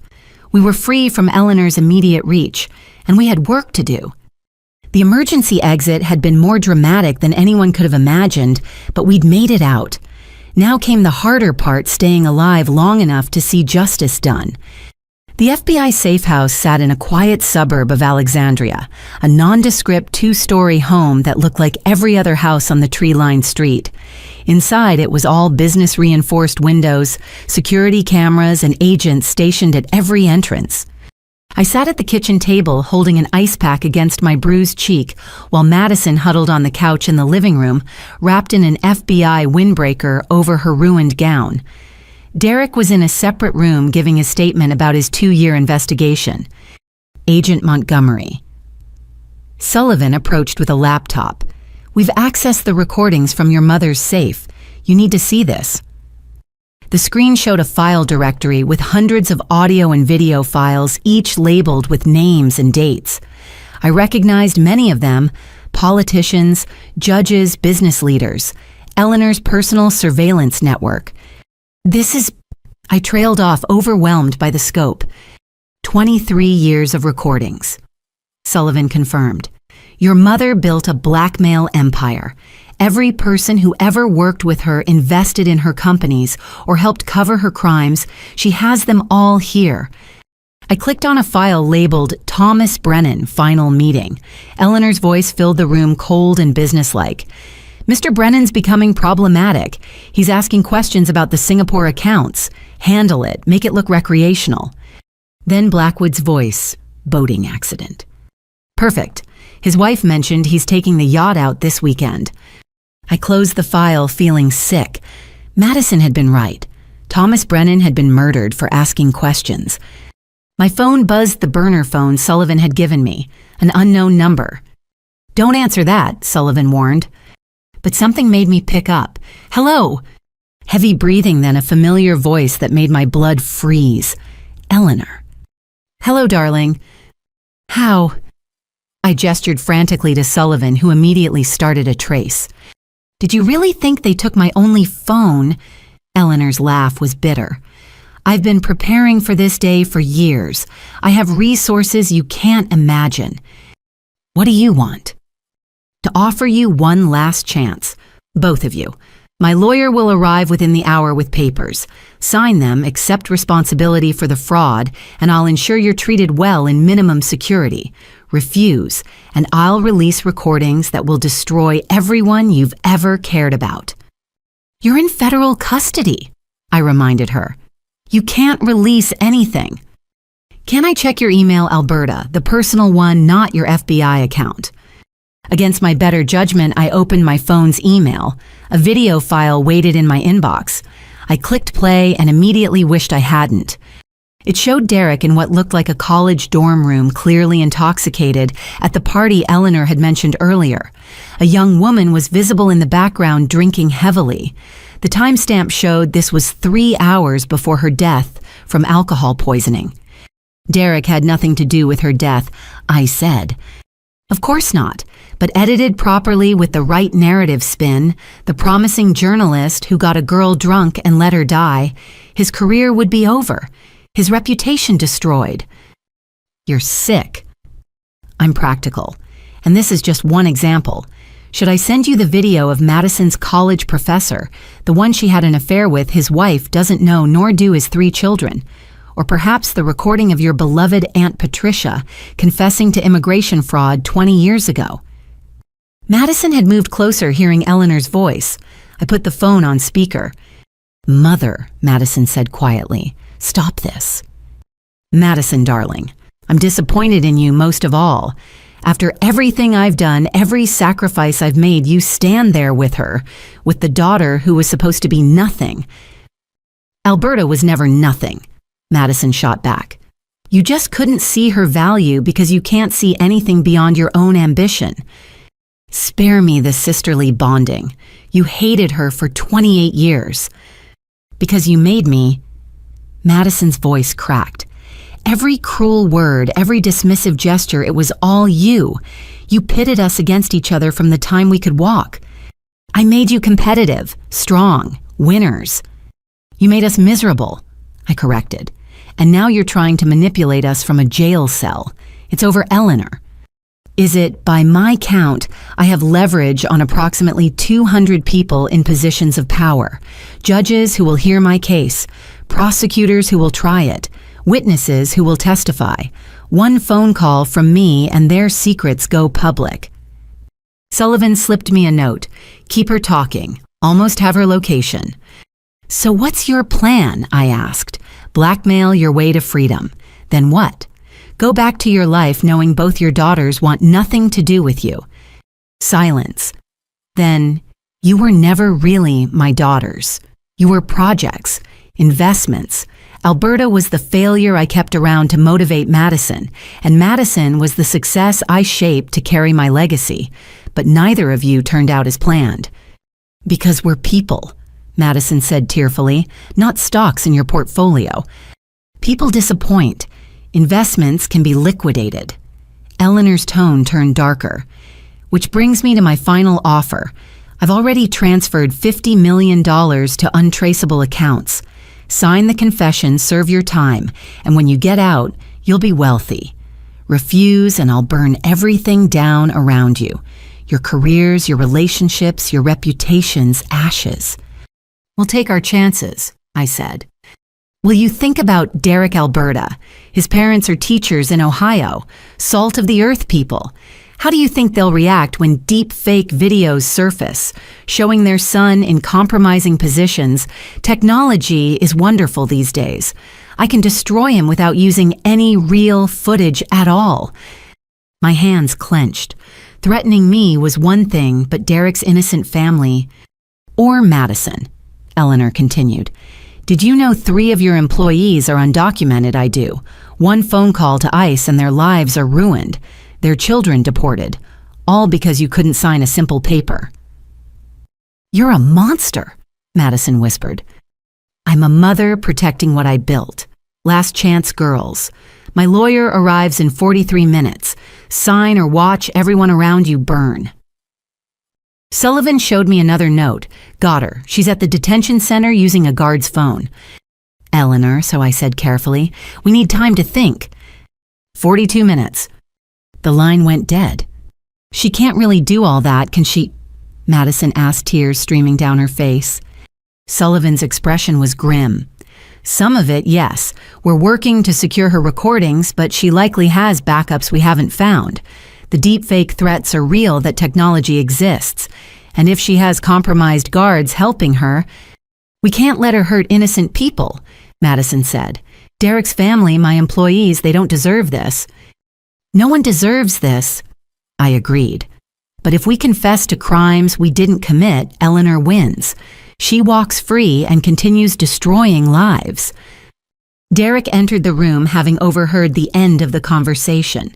She threatened my parents. I nodded, unable to meet his eyes. Then we fight back, he said firmly. I've been investigating her for 2 years. I have sources, contacts, people she's hurt who want justice. We can expose her entire network before she can act. In 40 minutes, Madison asked skeptically. We don't need 40 minutes. Derek pulled out his laptop. I've been preparing to publish for months. Everything's ready, financial records, victim testimonies, pattern analysis, showing decades of fraud and worse. 1 click and it goes live on every major news site. If you publish, she'll retaliate, I warned. Let her try. Once it's public, her leverage disappears. Blackmail only works in darkness. He looked at me. But I won't do it without your permission. This is your family, your choice. I thought about Eleanor's empire of secrets built on fear and manipulation. Every person in her files was a victim of sorts, forced to compromise their integrity or live in terror of exposure. If we gave in now, it would never end. Do it, I decided. Publish everything. Madison grabbed my hand. Together. We face whatever comes together. Derek's fingers flew across the keyboard. Within minutes, his exposé began appearing online. Eleanor Montgomery, the architect of Washington's darkest secrets. Social media exploded as people shared the revelations. My phone rang again. Eleanor. You stupid girl, she snarled. Do you know what you've done? Yes, I said calmly. We've ended your reign of terror. I'll destroy you, both of you. Everyone you love will pay for this betrayal. No mother. Madison spoke up, her voice stronger now. You'll sit in your cell and watch your empire crumble. You'll see your victims find justice. And you'll know that your daughters, the investments you tried to control, were the ones who brought you down. Eleanor's scream of rage was cut off as the line went dead, this time permanently. Sullivan confirmed the guard who'd given her the phone was in custody. As the night wore on, the responses poured in. Victims of Eleanor's blackmail came forward. Others she'd threatened expressed relief. The FBI received dozens of offers to testify against her. But it was a message from Aunt Patricia that hit hardest. I'm proud of you both. Your father would be too. Madison and I sat together on the couch, exhausted but free. Derek worked with the FBI to coordinate information, occasionally reaching over to squeeze my shoulder. We'd survived Eleanor's final manipulation, her last desperate attempt to control us from behind bars. She never loved us, Madison said quietly. Not really. No, I agreed. But maybe that's her loss, not ours. As dawn approached, painting the safe house windows with soft light, I thought about the family we might build from the ruins of Eleanor's empire. Not perfect, not without scars, but honest, real. The late-night call had been Eleanor's last weapon, and we'd survived it. Now, finally, we could begin to heal. The morning after Eleanor's arrest, I sat across from Aunt Patricia in a small cafe in Old Town Alexandria. The FBI had cleared the meeting, posting agents discreetly around the perimeter. Patricia looked older than her 63 years, gray, streaking through hair that had once been as dark as mine lines, etched deeply around green eyes that mirrored my father's. "You look like him," she said softly, studying my face. "Thomas had that same determined set to his jaw when he was pursuing the truth." Madison sat beside me, nervously shredding a napkin. She'd barely spoken to Patricia since our father's funeral 15 years ago. Eleanor had made sure of that, painting our aunt as unstable, jealous, someone who would poison us against our mother. "Tell us about Dad," I said. "The real him, not the version Eleanor created." Patricia's eyes filled with tears. "Your father was the gentlest soul I ever knew. Brilliant with numbers, that's where you get it, Alberta. But he had Madison's gift for seeing the best in people. It's what made him vulnerable to Eleanor." She pulled out a weathered photo album from her bag. "I've been carrying this everywhere since I heard about last night. I hoped that someday I'd get to share these with you." The first photo showed our parents on their wedding day. Dad looked young and hopeful, his arm around Eleanor, who appeared radiant in white. But even in that happy moment, I could see something calculating in Eleanor's eyes. "They met at a charity auction," Patricia continued. "Eleanor was volunteering, or so she claimed. Later, we discovered she'd researched every wealthy attendee and positioned herself strategically. Thomas was her biggest catch. Old family money connections to half of Washington's elite, and trusting enough to believe her act." "When did you realize what she really was?" Madison asked quietly. "Not soon enough." Patricia turned the page to photos of us as babies. The first few years seemed perfect. Eleanor played the devoted wife and mother beautifully. But I noticed things. The way she'd study people at parties, filing away their weaknesses. How she'd manipulate Thomas into business deals that always benefited her friends. She showed us a picture of Dad holding toddler me while Madison played at his feet. The love in his eyes was unmistakable.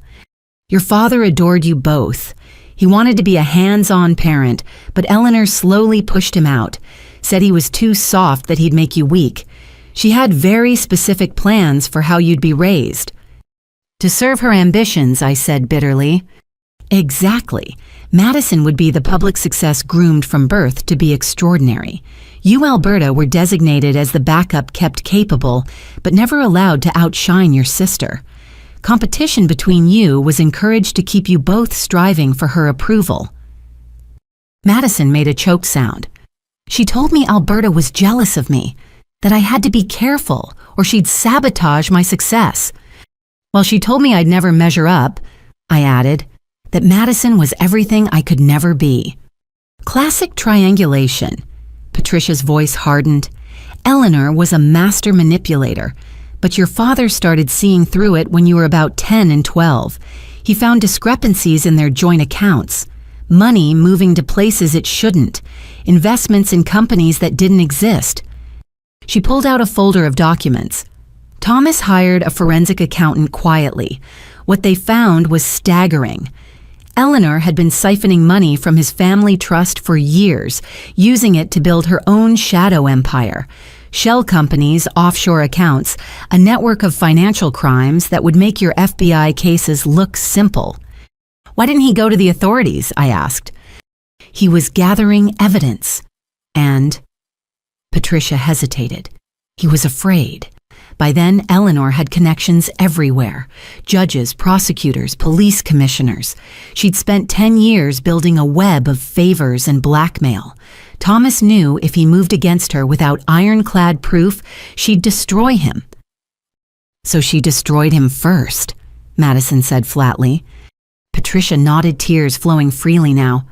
He called me the night he died, said he'd found something devastating and was meeting with a federal prosecutor the next morning. He sounded relieved, like he could finally protect you girls from her. She showed us a newspaper clipping about the accident. Single car crash on a clear night. No skid marks.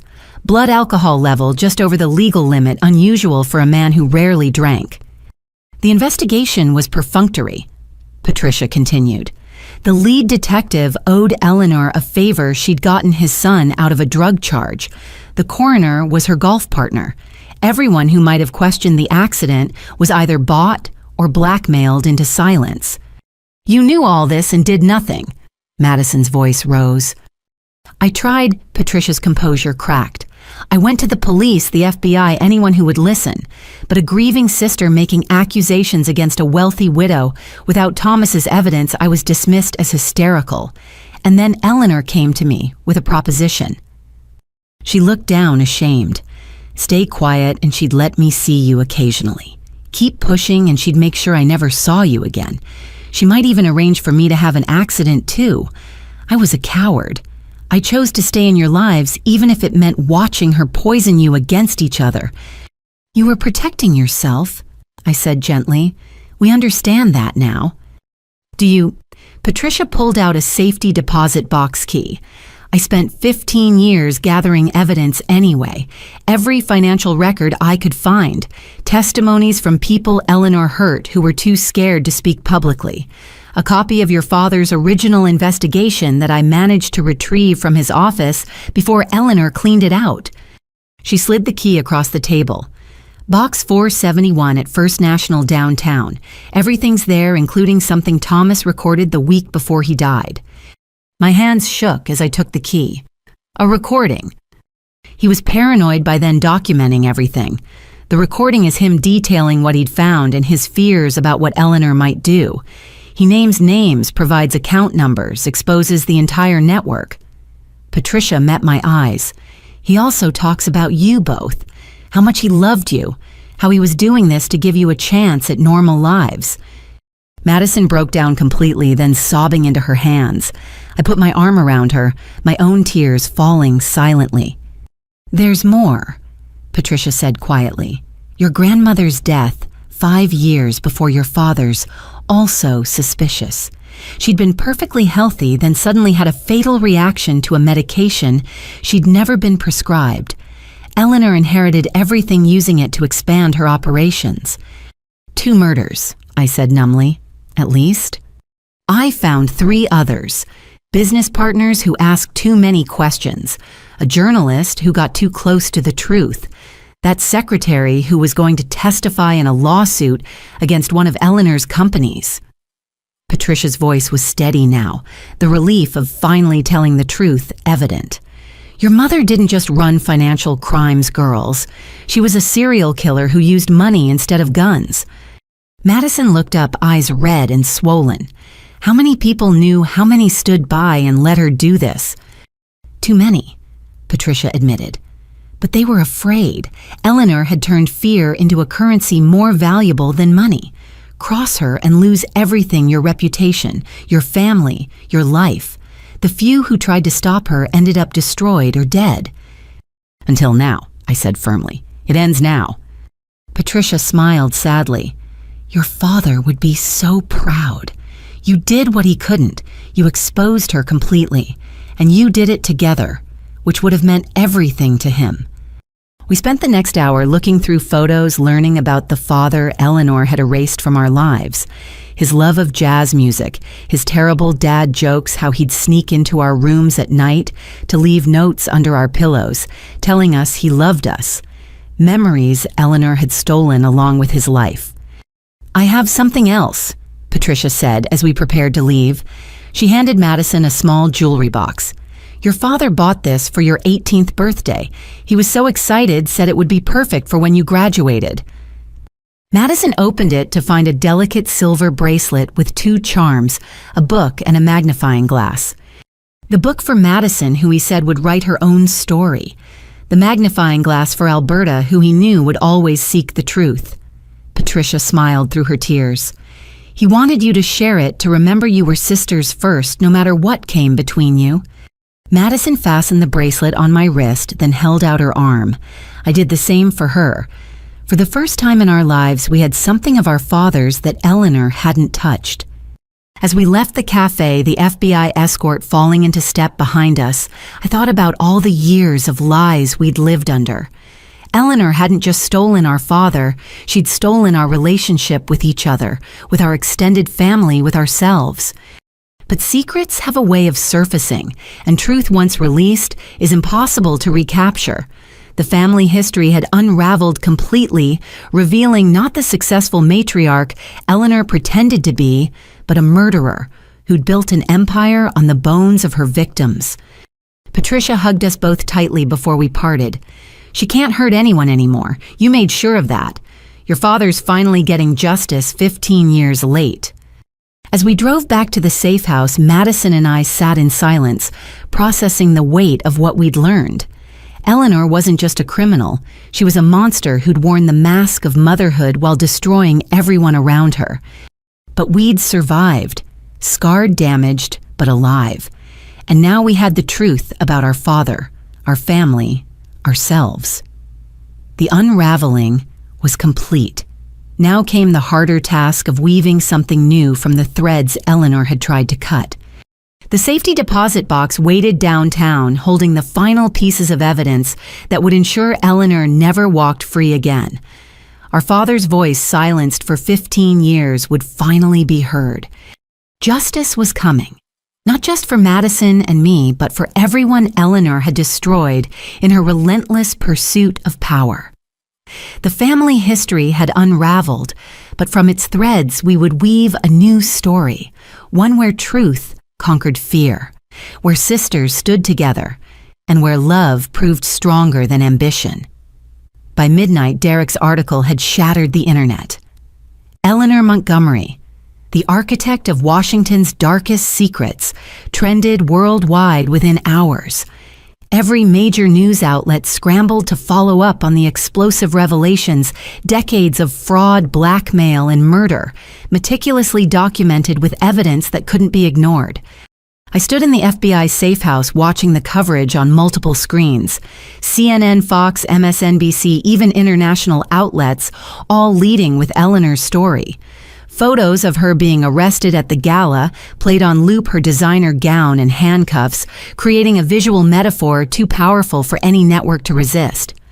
The Montgomery financial empire appears to have been built on a foundation of corpses, one anchor intoned.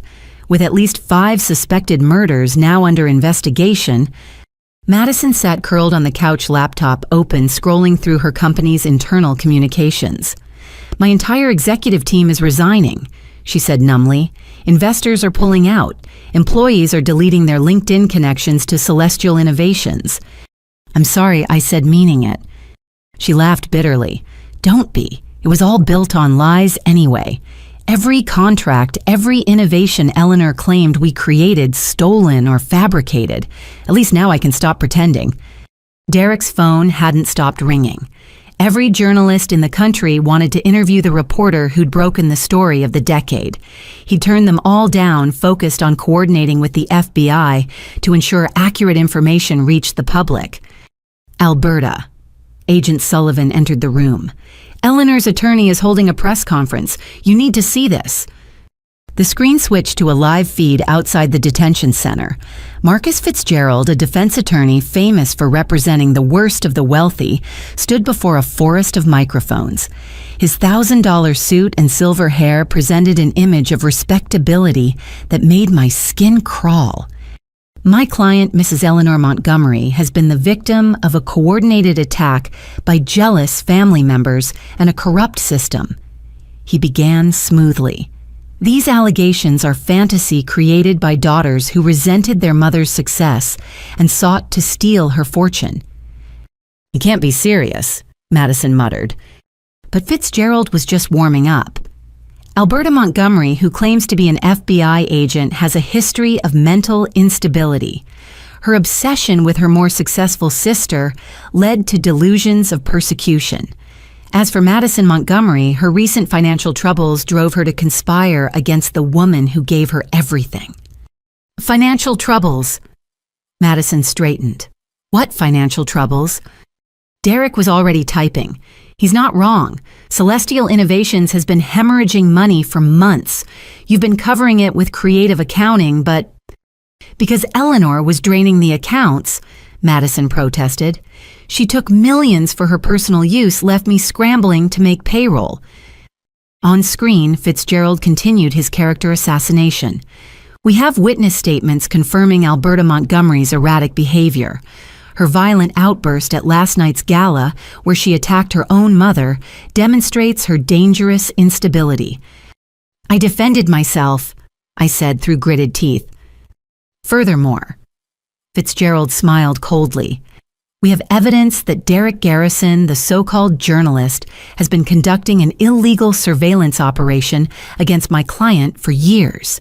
His relationship with Alberta Montgomery represents a clear conflict of interest and potentially criminal conspiracy. That's insane, Derek said, but I could see worry in his eyes. In the court of public opinion, truth mattered less than narrative. Sullivan's phone buzzed. He answered, his face growing grim. 3 more lawyers just joined Eleanor's defense team, all top tier. Someone's funding this. Who, I asked, though I suspected the answer. The people in her blackmail files. If she goes down, she's taking them with her. They're investing in her defense to protect themselves. The media storm intensified by the hour. Social media split into camps, those who believed Derek's thoroughly documented expose and those swayed by Fitzgerald's counter-narrative. Then came the first real blow. Agent Montgomery, another FBI agent, entered. There's a video circulating. You need to see it. The clip, already viral, showed me at the gala from an angle that obscured Eleanor's initial attack. It looked like I'd lunged at her unprovoked, violent, and unhinged. Expert editing had removed the context, creating a damning narrative. Security footage from the hotel, the agent explained. Someone leaked it, probably bribed hotel staff. Can we release the full footage? I asked. Working on it, but the damage is spreading faster than we can counter it. Madison's phone rang. She looked at the caller ID and paled. It's the Washington Post. They want a statement about... She listened, her face growing more stricken. About my confession to financial crimes. What confession? I demanded. She covered the phone. They have a video of me from 2 years ago, drunk at a company party, joking about cooking the books. Out of context, it sounds like I'm admitting to fraud. This was Eleanor's network in action. Every favor owed, every secret held weaponized to destroy our credibility. Even from a jail cell, she was orchestrating our destruction. By dawn, protesters had gathered outside the safe house. Somehow, our location had leaked. Signs reading "Justice for Eleanor" and "Lying Sisters" filled the street. News vans lined up like vultures, reporters doing stand-ups with the house in the background. We need to respond, Derek said. Silence lets them control the narrative. No interviews, Sullivan ordered. Not until the investigation... The investigation will be undermined if public opinion turns completely against us, I argued. Eleanor's counting on that. She knows if she can paint us as the villains, no jury will convict her. Madison stood abruptly. I'll do it. I'll go public, tell them everything.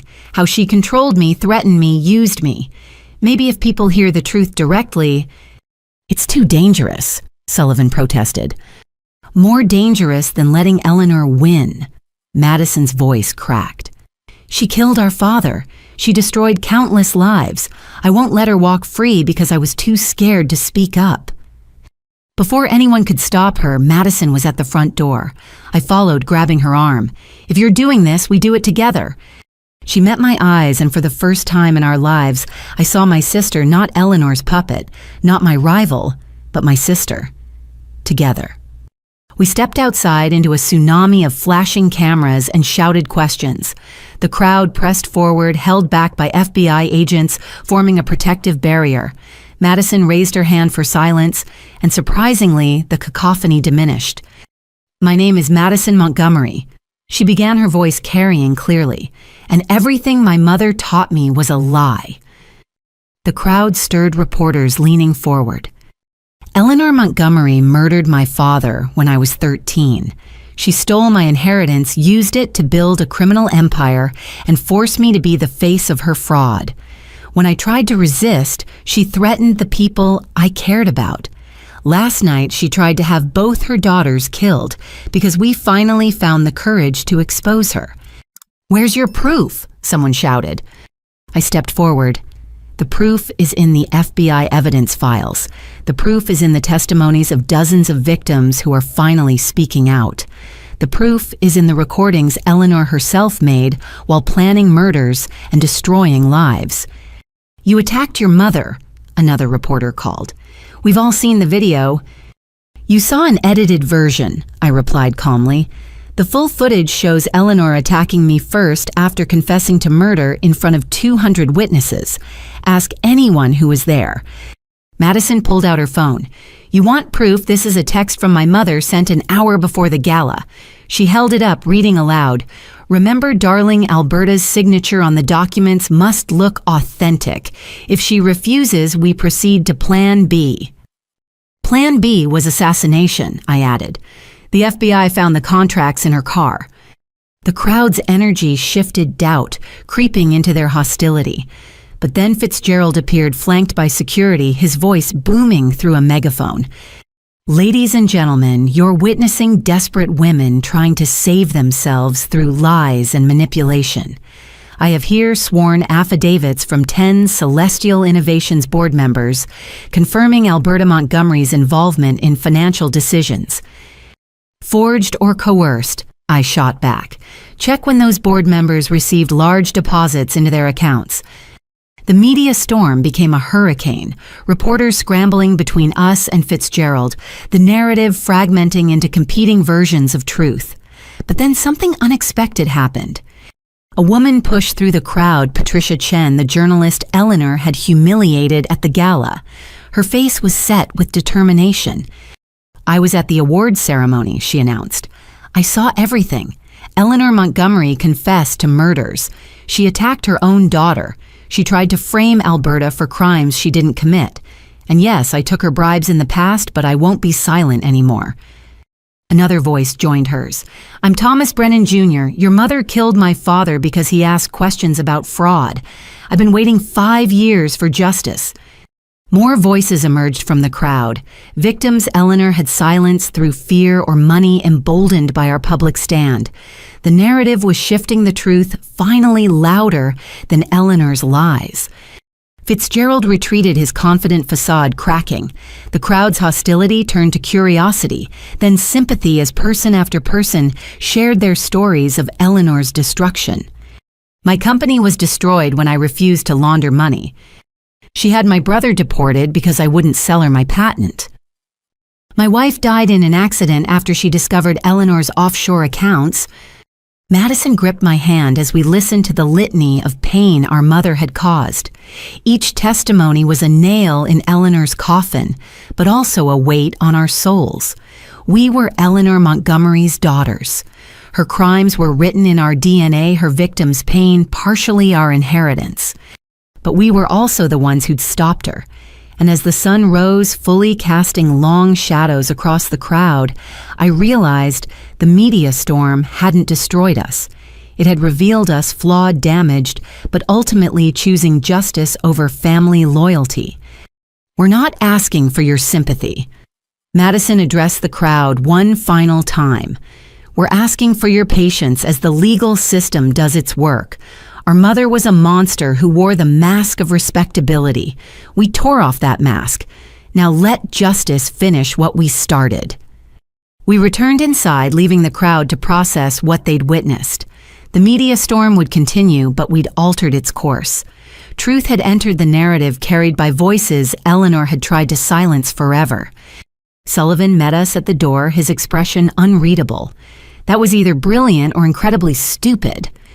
Both, I admitted, but necessary. You did it, Derek said quietly. You broke her narrative. We started to, Madison corrected, but Eleanor's not finished. She'll have other moves, other weapons. As if summoned by her name, Sullivan's phone rang. He listened, his face paling. There's been an incident at the detention center. Eleanor attempted suicide. She's alive but hospitalized under guard. Madison sank into a chair. I felt numb. Even facing life in prison, Eleanor was trying to control the story. A suicide attempt would garner sympathy, paint her as a desperate woman, driven to extremity by cruel daughters. No, I said firmly. This is another manipulation. Eleanor would never give up control, especially not through suicide. She's planning something. Sullivan studied me. You think she faked it? I think Eleanor Montgomery doesn't do anything without calculating the advantage. She's playing a game we haven't figured out yet. The media storm raged on outside, but inside the safe house, a cold certainty settled over me. Eleanor's empire was crumbling. Her crimes exposed her victims speaking out. But the woman who'd murdered her own husband, who'd built decades of power on fear and lies, wasn't finished. The storm was just beginning. Dawn broke gray and miserable over Washington, matching the mood inside the safe house. The media storm continued to rage outside, but inside a different tempest was brewing. Madison stood at my bedroom door, her face haggard, clutching a manila envelope. We need to talk, she said quietly. Alone. I followed her to the kitchen where she spread the envelope's contents on the table. Financial documents, emails, photographs, a paper trail of secrets. Before you hear this from Eleanor or her lawyers, I need you to know the truth. All of it. Madison's hands shook as she organized the papers. I wasn't just her puppet Alberta. For years, I was her willing accomplice. Madison, please let me finish. You deserve to know who you're really defending. She pulled out a financial statement dated 5 years ago. The Brennan murder. I knew it was going to happen. My blood went cold. You knew she was planning to kill him. Not specifically, but I knew she was going to handle him. I'd heard that phrase before. When I was 16, there was a business partner who threatened to expose some early fraud. Mother said she'd handle it. 2 weeks later, he died in a home invasion. Madison's voice was eerily calm. I learned not to ask questions. She showed me another document. This is from 3 years ago, Celestial Innovations' first major contract, completely fabricated. I signed off on it knowing it was fake, knowing we were defrauding investors of millions. Because Eleanor forced you. Because I wanted to succeed. Madison's composure cracked. Yes, she controlled me, manipulated me, threatened me, but part of me, a big part, wanted what she was offering. The success, the recognition, the power. I told myself I was a victim, but victims don't enthusiastically participate in crimes. She pulled out a photograph that made my heart sink. It showed Madison at a dinner with Harold Blackwood and several other dangerous-looking individuals. I knew who they were, she continued. Eleanor's fixers, the people who made problems disappear. I sat at that table, smiled, charmed them, knowing they had blood on their hands, because they were useful to our business. Madison, stop. I reached for her hand. You don't have to. Yes, I do. She jerked away. You stood up in front of those cameras and called me a fellow victim. But I'm not just a victim, Alberta. I'm a perpetrator. I hurt people. Maybe not directly, but I knew money was being stolen, lives were being ruined, and I kept signing documents, kept playing the golden child. She showed me an email thread from last year. Her responses to Eleanor were enthusiastic, offering suggestions for hiding assets, proposing new schemes. There was no evidence of coercion, just eager collaboration. The worst part. Madison laughed bitterly. I was good at it. The fraud, the manipulation, the public deception. Eleanor didn't just groom me, she found something dark inside me and nurtured it. People aren't born evil, Madison. She shaped you from childhood. Did she just water seeds that were already there? Madison pulled out the most damaging document yet. This is my personal account in the Caymans. $12 million skimmed from investor funds. Eleanor didn't make me do this. I did it myself because I could, because I felt entitled to it after everything I'd endured. I stared at the account statement, trying to reconcile this with the broken woman who'd begged for help at the gala. When did it change? I asked quietly. When did you decide to stop? Madison wiped at her tears. 6 months ago, we were at a charity event, ironic, right? A fundraiser for families affected by white-collar crime. One woman spoke about how her husband killed himself after losing everything to a fraudulent investment scheme. She showed photos of her children, talked about them, asking why Daddy was gone. She paused, composing herself. I realized I was creating those widows, those orphans. Every fake contract, every stolen dollar, it destroyed real people. That night, I went home and threw up until there was nothing left. Then I started documenting everything, preparing for the day I'd find the courage to stop. But you didn't stop, I pointed out. No, because I was a coward, because I was comfortable, because she met my eyes, because I knew it would destroy you too, your career, your reputation. The perfect daughter who did everything right would be tainted by association. Part of me, the part Eleanor created, enjoyed knowing I could hurt you that way. The confession hung between us like a blade. Years of resentment, jealousy, and manufactured hatred condensed into this moment of brutal honesty. So why tell me now? I asked. Because Eleanor's lawyers will use this. They'll paint me as the real mastermind, claim she was just a mother trying to protect her criminal daughter. They'll destroy my plea deal, send me to prison for decades. Madison pushed the documents toward me. And because you deserve the truth before you decide whether to keep defending me. I looked at the evidence of my sister's crimes, thinking about the little girl who'd once shared her Halloween candy with me, who'd held my hand during thunderstorms before Eleanor taught us to be enemies. Show me everything, I decided. Every crime, every victim, every detail. We're going to document it all. Madison's eyes widened. Alberta, you're going to confess. Publicly, completely, not just the crimes Eleanor forced you into, but the ones you chose. You're going to name every victim you can remember, every dollar you stole, every lie you told. That's prosecutorial suicide. I'll get life in prison. Maybe. Or maybe a judge will see someone taking real responsibility for the first time in this whole mess. Either way, it's the only path to redemption. Madison stared at me. You're not going to protect me, not going to minimize my involvement. No, because that would make me complicit. And because I took a deep breath. Because I love you enough to help you face justice, not escape it. She broke down, then sobbing with the abandon of someone whose last defenses had crumbled. I held her while she cried, this sister who'd been my tormentor and fellow victim, criminal, and family. When her tears finally stopped, we got to work. For hours, we cataloged every crime she could remember. The widow in Bethesda whose husband's pension had been stolen. The small business owner in Georgetown who'd lost everything to a fraudulent contract.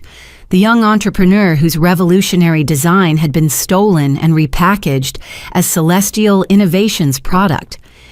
There are more, Madison said hoarsely. So many more.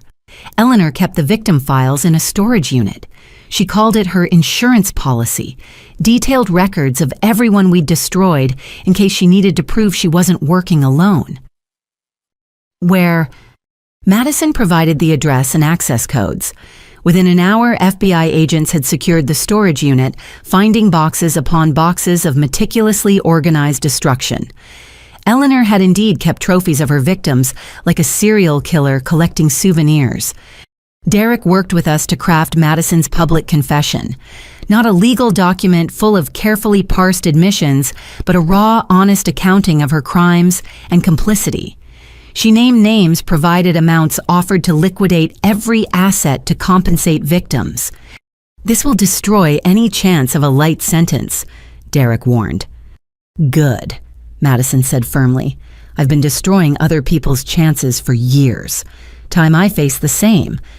The confession went live that afternoon. Madison recorded it herself, speaking directly to the camera without makeup or pretense. She looked like what she was, a criminal finally choosing honesty over self-preservation. The response was immediate and brutal. Former friends denounced her. Business associates distanced themselves. The media painted her as either a monster or a fool. But among the vitriol came something unexpected: messages from victims thanking her for the truth, for giving them names to put to their pain. Eleanor's response came through her lawyer within hours. A statement claiming Madison was lying to secure a better deal, that she'd been the true mastermind, using her mother as a shield. The war between mother and daughter had entered a new phase. But Madison didn't flinch. "Let her lie. I'm done with lies." That evening, as we sat exhausted in the safe house, Madison gave me one last document, a deed transfer signing over everything she owned to a victim compensation fund. "I can't undo what I did," she said quietly, "but I can stop profiting from it." "What will you do after prison?" She smiled sadly. "Assuming I ever get out, I don't know. Maybe something simple, honest. Work with my hands instead of my manipulations. Learn who I am without Eleanor's voice in my head. I'll be there, I promised. When you get out, we'll figure out how to be sisters without her poison between us." Madison squeezed my hand. "I don't deserve that." "No," I agreed. "But family isn't about what we deserve. It's about choosing to love despite the damage." As night fell over the safe house, I thought about the confession that had shattered Madison's remaining defenses. She'd chosen truth over survival, justice over protection. It wouldn't erase her crimes, but it was a beginning. Eleanor had created 2 daughters, one to be her weapon, one to be her shield. But we were choosing to be something else, honest about our scars, accountable for our actions, and committed to breaking the cycle of manipulation that had defined our lives. The sisters' confession was complete. Now came the harder work of living with truth instead of lies. The revelation about Eleanor's suicide attempt being staged proved correct when security footage revealed the truth. She'd swallowed a carefully calculated dose of sleeping pills, enough to cause concern, but never enough to truly threaten her life. The hospital trip had been theater designed to buy time and sympathy, while her remaining network mobilized. 3 days after Madison's confession, I stood in the FBI command center surrounded by screens showing financial data surveillance footage and a massive web of connections linking Eleanor's criminal enterprise. The scope was staggering. Hundreds of offshore accounts, dozens of shell companies, connections reaching into every level of government and business. "She's been moving money," Agent Sullivan reported. "Even from custody, she's managed to transfer millions through intermediaries. The funds are disappearing into cryptocurrency untraceable after multiple conversions." "How?" I demanded. "She's in federal custody." "Lawyers," Derek said from his workstation. "Fitzgerald isn't just defending her, he's helping her hide assets. Every attorney-client meeting is an opportunity to pass messages." Madison sat nearby wearing an ankle monitor after being released on bond. Her public confession had earned her supervised release while she cooperated with authorities. She studied the financial patterns with the expertise of someone who'd helped create them. There, she pointed to a transaction. That routing number, it's one of her emergency protocols. When that account activates, it triggers a cascade of automatic transfers. She's not just hiding money, she's funding something. "What kind of something?" Sullivan asked. Before Madison could answer, alerts flooded our systems. The FBI's witness protection database had been breached. Names, locations, and security details of Eleanor's victims who'd agreed to testify were being leaked onto the dark web. She's targeting witnesses, I realized, trying to silence them before trial. Sullivan immediately initiated emergency protocols mobilizing units to secure the exposed witnesses, but Eleanor had a head start and her network was vast. The first attack came within hours. Patricia Chen, the journalist who testified at the gala, was nearly run down in a parking garage. Only her last-second dodge saved her life. The driver escaped the car later, found burned in an abandoned lot. Then Thomas Brennan Jr. reported being followed. His home security system was mysteriously offline when masked figures were spotted on his property. He'd fled to a hotel, but even there, threatening calls found him. "She's orchestrating this from a hospital bed," one agent asked incredulously. "She's had years to prepare," Madison explained. "Contingency plans, activation codes, people who owe her favors or fear her enough to act.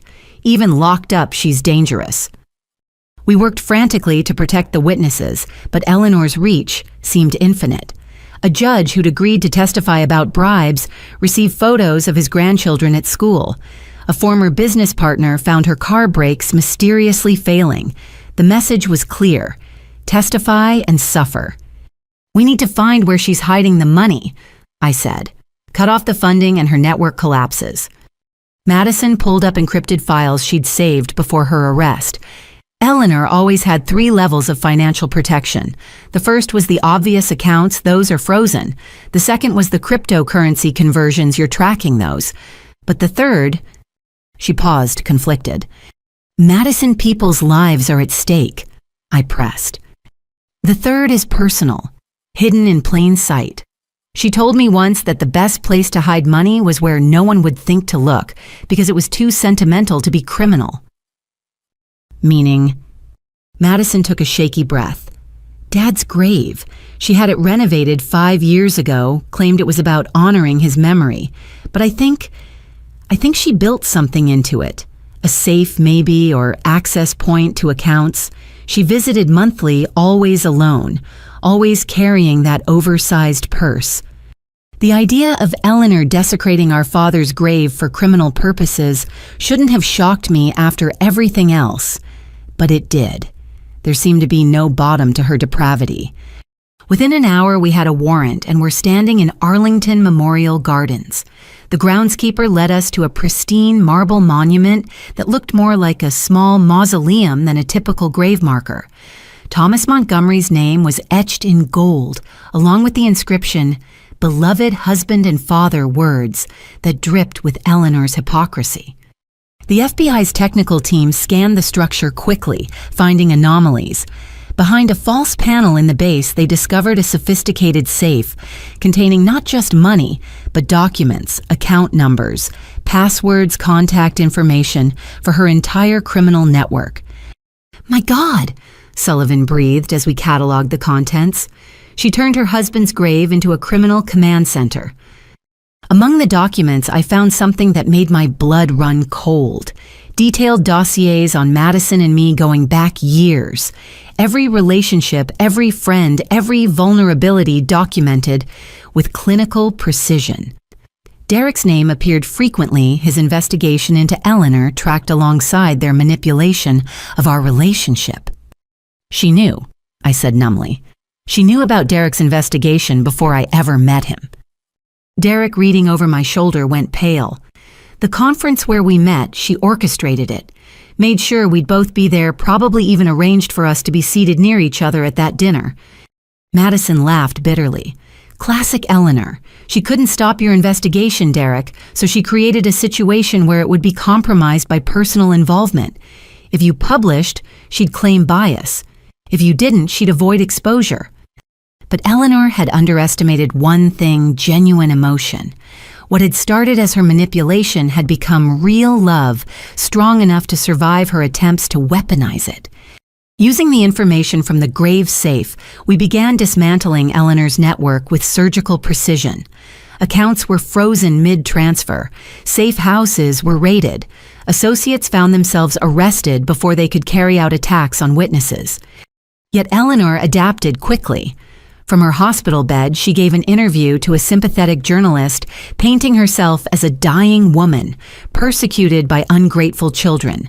She revealed selective truths. Yes, she'd made mistakes in business, but only to provide for her daughters. Yes, she'd been hard on them, but what single mother wasn't? The suicide attempt, she claimed, came from the unbearable pain of their betrayal. She's good, Derek admitted, watching the interview, playing the victim while subtle, threatening her real victims. There. Madison pointed to Eleanor's hands in the video. She's tapping. It looks random, but it's not. It's Morse code. We slowed the footage, translating her finger movements. A message emerged: Asset Romeo, execute Juliet protocol. What's Juliet protocol? Sullivan demanded. Madison went white. It's her nuclear option. If Juliet protocol is activated... She grabbed her laptop fingers, flying across keys. We need to evacuate the courthouse now. What are you talking about? Juliet protocol is a bomb threat. Not real, but credible enough to disrupt. She used it once before to delay an audit. But if she's activating it now during her case... Understanding dawned horribly. A bomb threat during Eleanor's trial would cause chaos. Evidence would be moved, security protocols disrupted. In the confusion, key witnesses could disappear or evidence could be contaminated. We raced against time, alerting courthouse security while trying to trace Asset Romeo.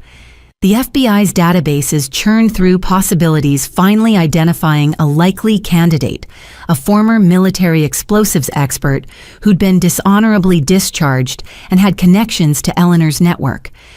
The takedown happened just as he was placing a suspicious package near the courthouse. Inside, investigators found not a bomb, but an incredibly sophisticated fake, real enough to fool initial inspections, causing maximum disruption without actual danger. Classic Eleanor creating chaos while maintaining plausible deniability. With Romeo in custody and squealing for a deal, more of Eleanor's contingencies unraveled. We discovered she'd prepared for this day like a general planning for war. False flag operations, character assassination campaigns, even a body double prepared to help her escape if she'd made bail. But the most chilling discovery came from her personal files. A document titled Endgame outlined her final protocol.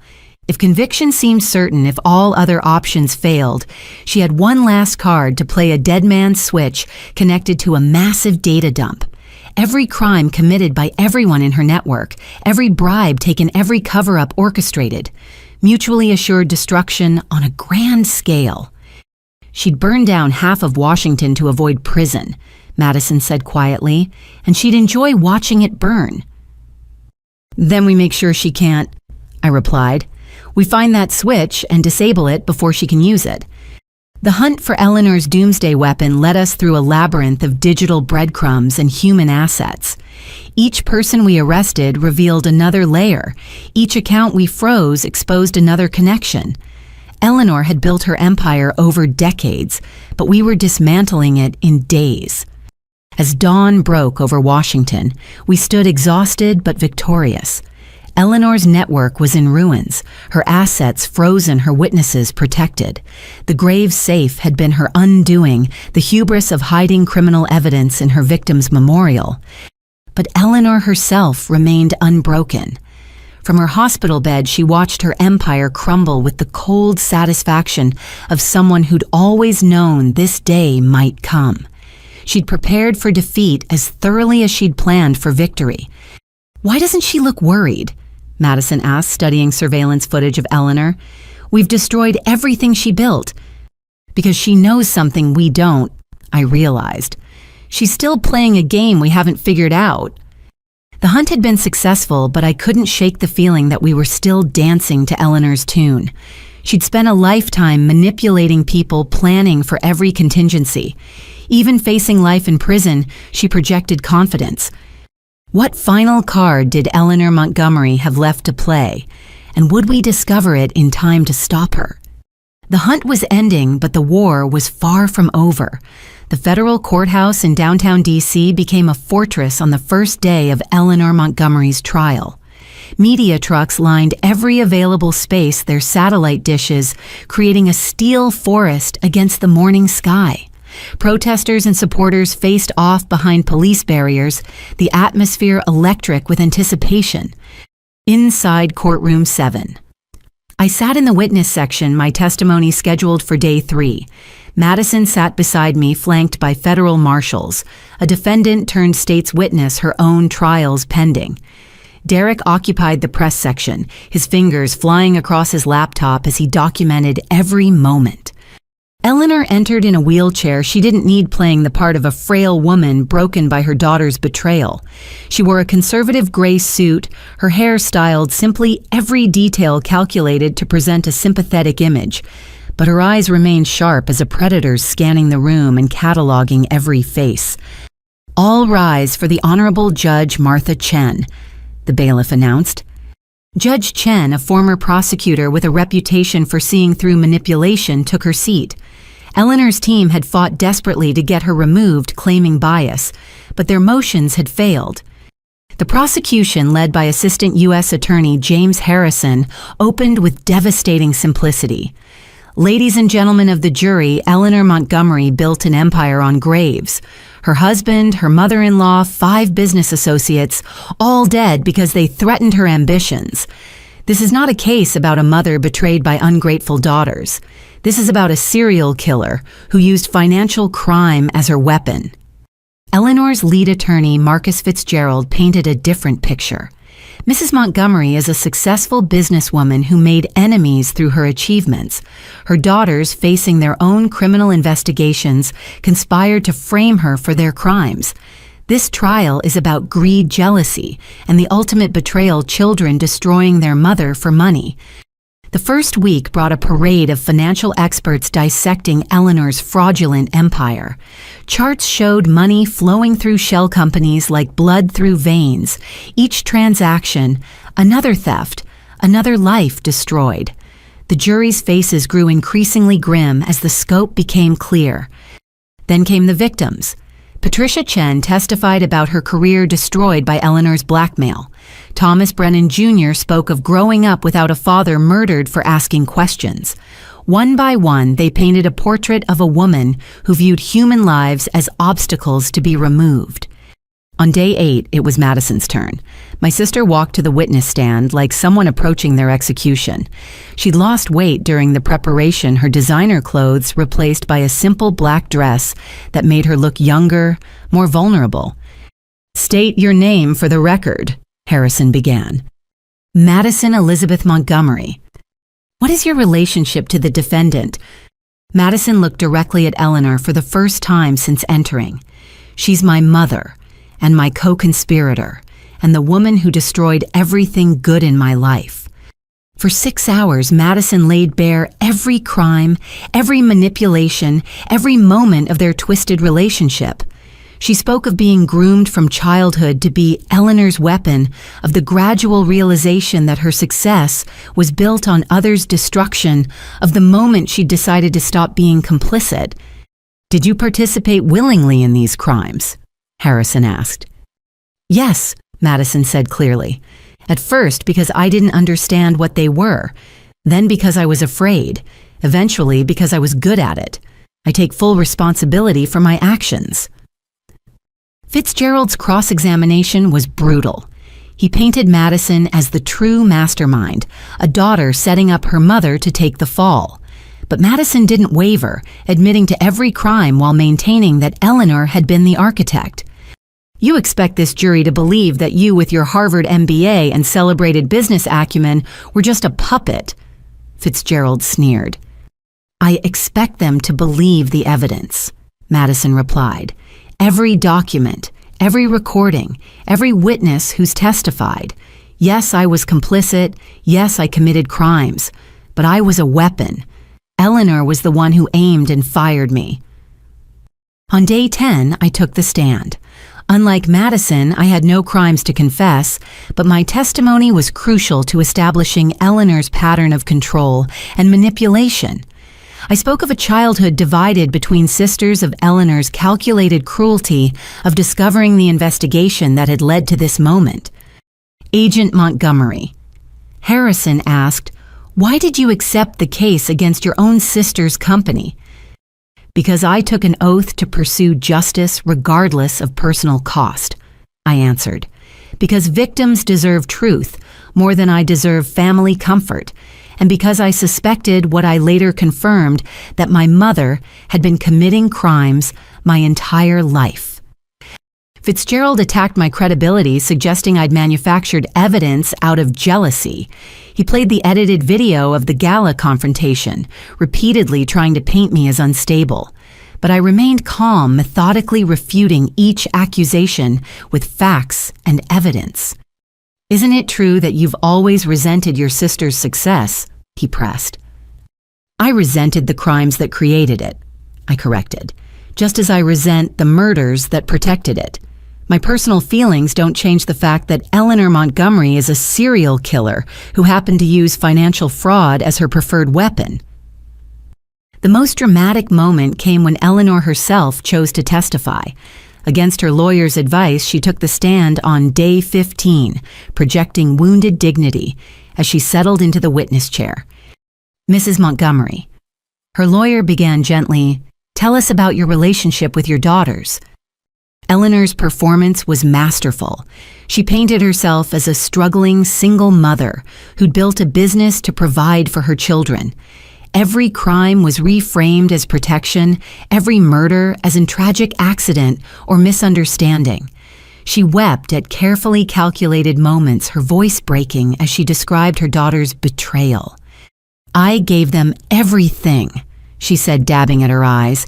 "The best schools, every opportunity, a life of privilege, and they repay me with these monstrous accusations." But Harrison's cross-examination revealed the Eleanor I knew. He pressed her about specific financial transactions, forcing her to confront documents bearing her signature. Her composure cracked as he presented evidence after evidence, each one chipping away at her carefully constructed narrative.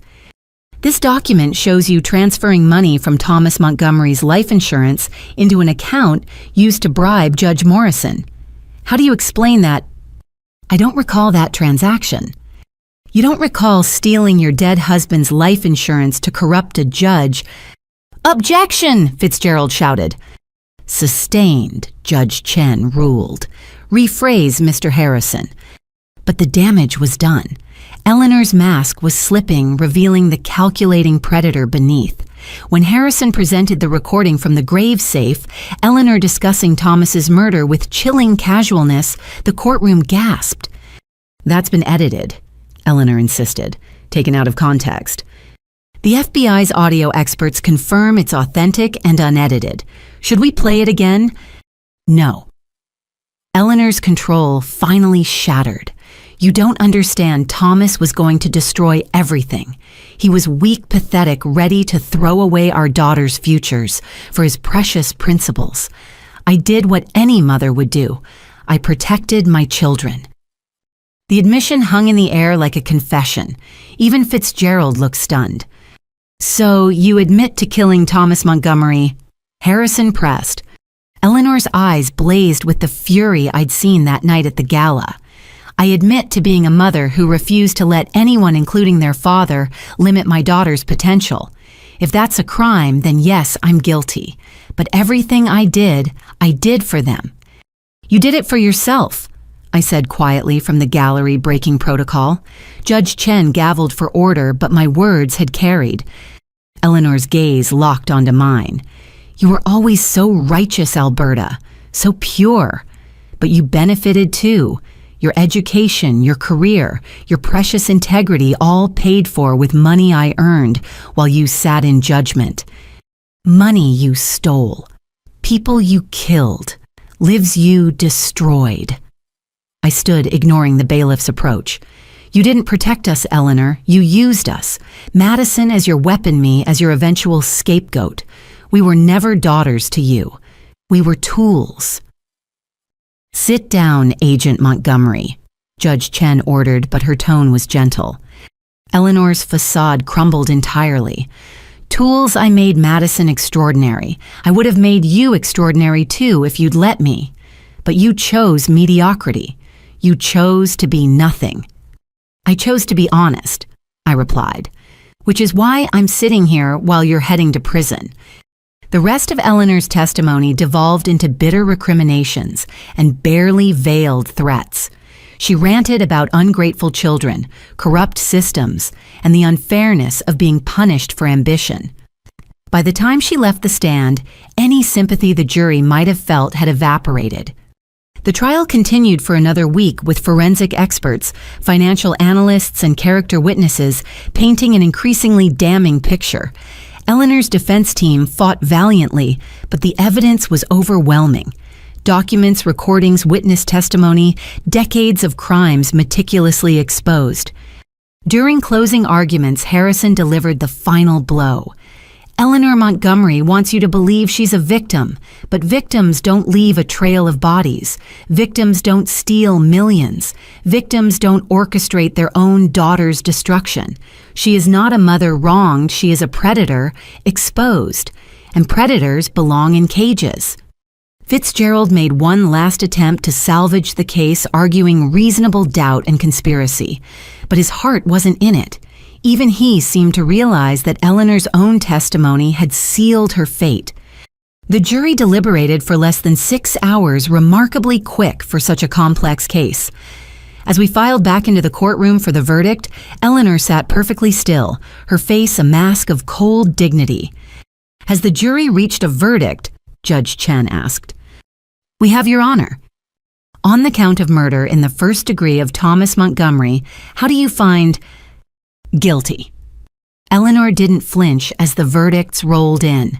Guilty of murder, guilty of racketeering, guilty of fraud, guilty on all 47 counts.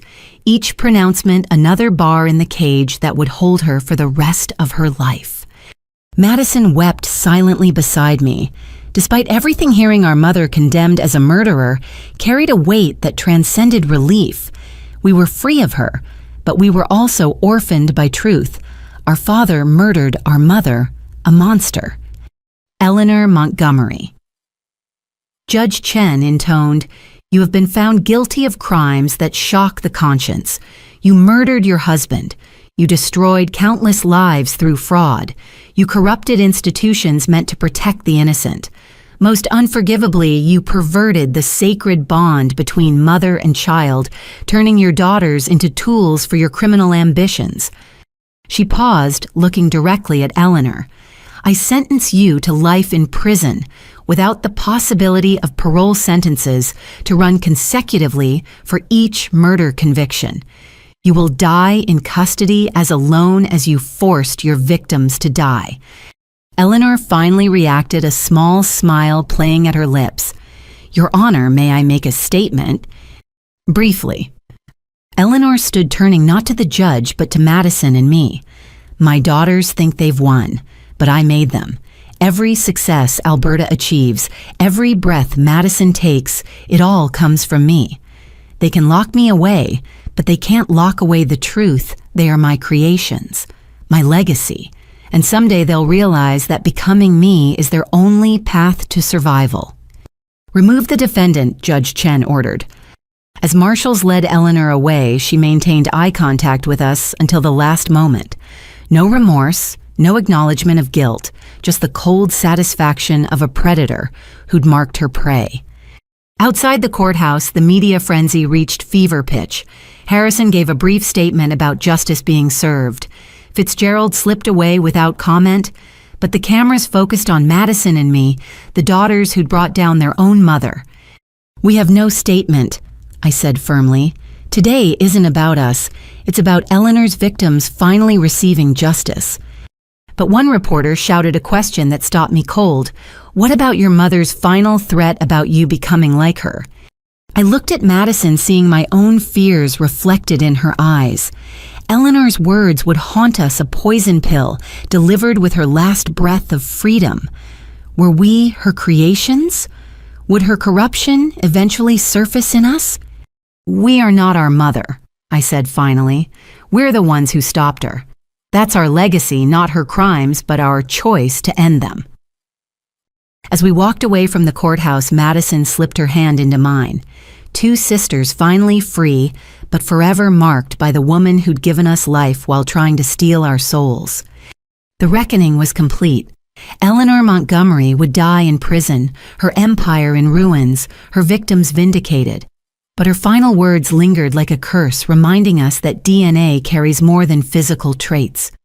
We were Eleanor Montgomery's daughters. The question now was, who would we choose to become? The pristine walls of ADX Florence, America's most secure federal prison, would be Eleanor Montgomery's final home. As news of her transfer spread, I sat in my Arlington apartment, my real one, not the FBI safe house, trying to process the strange emptiness that followed victory. Madison had been sentenced the week after Eleanor's trial. Thanks to her cooperation and genuine remorse, she received 8 years, with possibility of parole in 5. It was merciful compared to what she could have faced, but it was still prison, still consequence. "You did the right thing," Derek said, setting a cup of tea beside me. We'd been trying to rebuild our relationship after the revelation about his investigation. Trust came harder now, but love remained. I stared at the file in my lap, victim impact statements from Eleanor's crimes. 43 families destroyed, millions stolen, 7 confirmed murders. How is any of this right? "You stopped her, that's what's right." My phone buzzed. Robert Sullivan, now deputy director after his work on the case, led to a promotion. "Alberta, we need you to see something. Can you come to headquarters?" An hour later, I stood in a conference room facing a wall of documents. Financial records, property deeds, international transactions, all discovered in the aftermath of Eleanor's conviction. "Your mother had resources we're still uncovering," Sullivan explained. "Hidden assets, properties under false names, investments in legitimate businesses. The total value is approaching $200 million. Freeze it all. Use it for victim compensation." That's why I called. He handed me a document. "This was filed yesterday. Eleanor is attempting to transfer all assets to a trust. The beneficiaries are you and Madison." I stared at the papers, seeing Eleanor's signature alongside her prison identification number. Even from maximum security, she was trying to control us. "She can't do that from prison," I protested. "Actually, she can. Until the assets are formally seized through civil forfeiture, they're technically still hers. And this particular trust was established years ago, we just didn't know about it." Sullivan studied my face. "If you accept, you and Madison would inherit everything upon her death." "Blood money." I pushed the papers away. "I don't want a cent." "That's what I assumed. But there's a complication." He showed me another document. "The trust has a provision. If you refuse the inheritance, it defaults to Eleanor's designated alternate beneficiaries." I read the list, my blood cooling. Harold Blackwood, Marcus Fitzgerald, a dozen other names from Eleanor's criminal network, people who'd helped her kill and steal. She's forcing us to choose, I realized. Take the blood money or let it fund more crime. Essentially, yes, one final manipulation from federal prison. That evening, I drove to the minimum security facility where Madison was serving her sentence. The visiting room was sparse but clean, filled with women in khaki uniforms, trying to maintain connections to the outside world. Madison looked thinner but clearer somehow, as if prison had burned away Eleanor's influence. "Hey, sis." "Hey." I sat across from her, the plastic table between us feeling like an ocean. "How are you?" "Learning who I am without a champagne flute in my hand." She attempted a smile. "The therapy helps. Finally talking to someone who isn't trying to manipulate me or who I'm not trying to manipulate." I told her about the trust, watched her process Eleanor's final move. Madison laughed, but it was bitter. Of course. She couldn't just go to prison. She had to leave one more trap. "What do we do?" "We take it." Madison's voice was firm. "We take every penny and use it to rebuild the lives she destroyed. Create a foundation fund, financial crime investigations, support the families she devastated. Turn her blood money into something clean. Can we everything she touched turned poison? Then we'll be the antidote." Madison leaned forward. "Alberta, she wins if we refuse. Those assets go to people who'll use them to hurt others. But if we accept, we can transform her legacy of destruction into one of restoration. Over the following months, that's exactly what we did. The Montgomery Justice Foundation was established with Eleanor's assets dedicated to supporting victims of financial crimes and funding investigations into white-collar criminals. Every dollar she'd stolen was returned to the community she'd terrorized. I left the FBI unable to continue investigations that now felt too personal. Instead, I became the foundation's director, using my expertise to identify victims and verify claims. Derek joined our board, his investigative skills helping track down people Eleanor had destroyed who'd never come forward. Madison from prison became our strategic advisor. Her inside knowledge of financial manipulation proved invaluable in recognizing victim patterns. She spent her days studying law and finance, preparing for the day she could actively help repair the damage she'd participated in. The work was exhausting but healing. Every family helped, every victim compensated, felt like extracting another drop of poison from our bloodstream. We met widows who'd lost everything, children whose college funds had vanished, small business owners whose dreams had been crushed under Eleanor's ambitions. 1 year after Eleanor's conviction, I received a letter from ADX Florence. Her handwriting was still perfectly controlled, each word precisely formed. My dearest daughters, I hear you've given away my money. How predictably noble. But you can't give away what you are. Every choice you make, every person you help, it all stems from skills I taught you. Alberta's eye for detail. Madison's understanding of systems I created those abilities. You think you're erasing me, but you're proving me right. You're using my methods, just inverting the purpose, the foundation you built.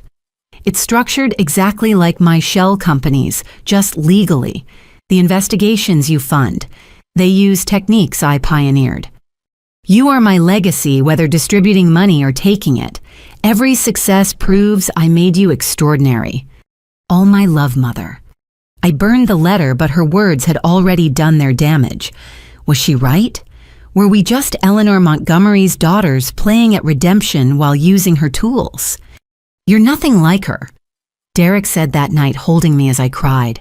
She destroyed. You rebuild. She took choices away. You restore them. The tools don't matter, the intention does. Madison, when I told her about the letter during our next visit, was philosophical. Maybe she's partially right. Maybe we are using what she taught us. So what a knife can kill or heal depending on whether you're a murderer or surgeon. We're choosing surgery. The foundation grew, expanding beyond financial crimes to support broader justice initiatives. We funded legal aid for those who couldn't afford representation, supported legislation to close loopholes Eleanor had exploited, created educational programs about financial literacy and fraud prevention. 3 years into Madison's sentence, she was approved for a rehabilitation program that allowed her to work with the foundation during days while returning to minimum security at night. Seeing her in professional clothes again teaching seminars on recognizing financial fraud was surreal but powerful. I can't undo what I did, she told one audience of potential victims, but I can teach you to recognize the warning signs I helped create.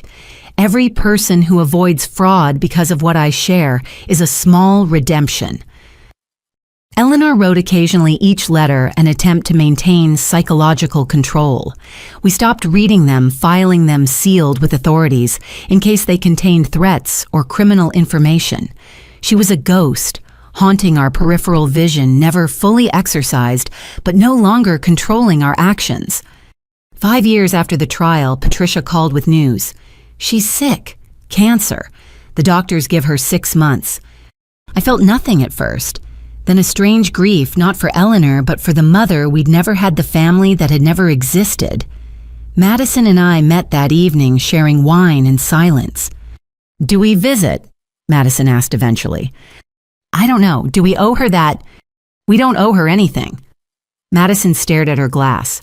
But maybe we owe ourselves closure. We never got the chance to decide. Eleanor Montgomery died 2 weeks later alone in her cell, having refused treatment that might have extended her life. The official cause was cancer, but I wondered if she'd simply decided that life without control wasn't worth living. Her funeral was sparse. Madison and me, Patricia, and surprisingly a few former victims who came not to mourn, but to confirm she was truly gone. We buried her beside the father she'd murdered, his grave restored to simple dignity after the criminal modifications were removed.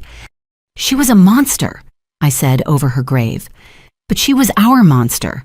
And maybe that's the most tragic part, that someone capable of creating life was so devoted to destroying it." Madison took my hand. "We survived her. That's what matters. We survived, and we chose to be different." The aftermath of Eleanor's verdict stretched far beyond her imprisonment and death. Her crimes had created ripples that would last generations. But Madison and I had chosen to create different ripples, ones that healed rather than harmed. The Montgomery Justice Foundation continued to grow, eventually becoming one of the nation's leading organizations for financial crime victims. Madison, released after serving 4 years, joined as co-director, her redemption arc complete, but her penance ongoing. We were Eleanor Montgomery's daughters.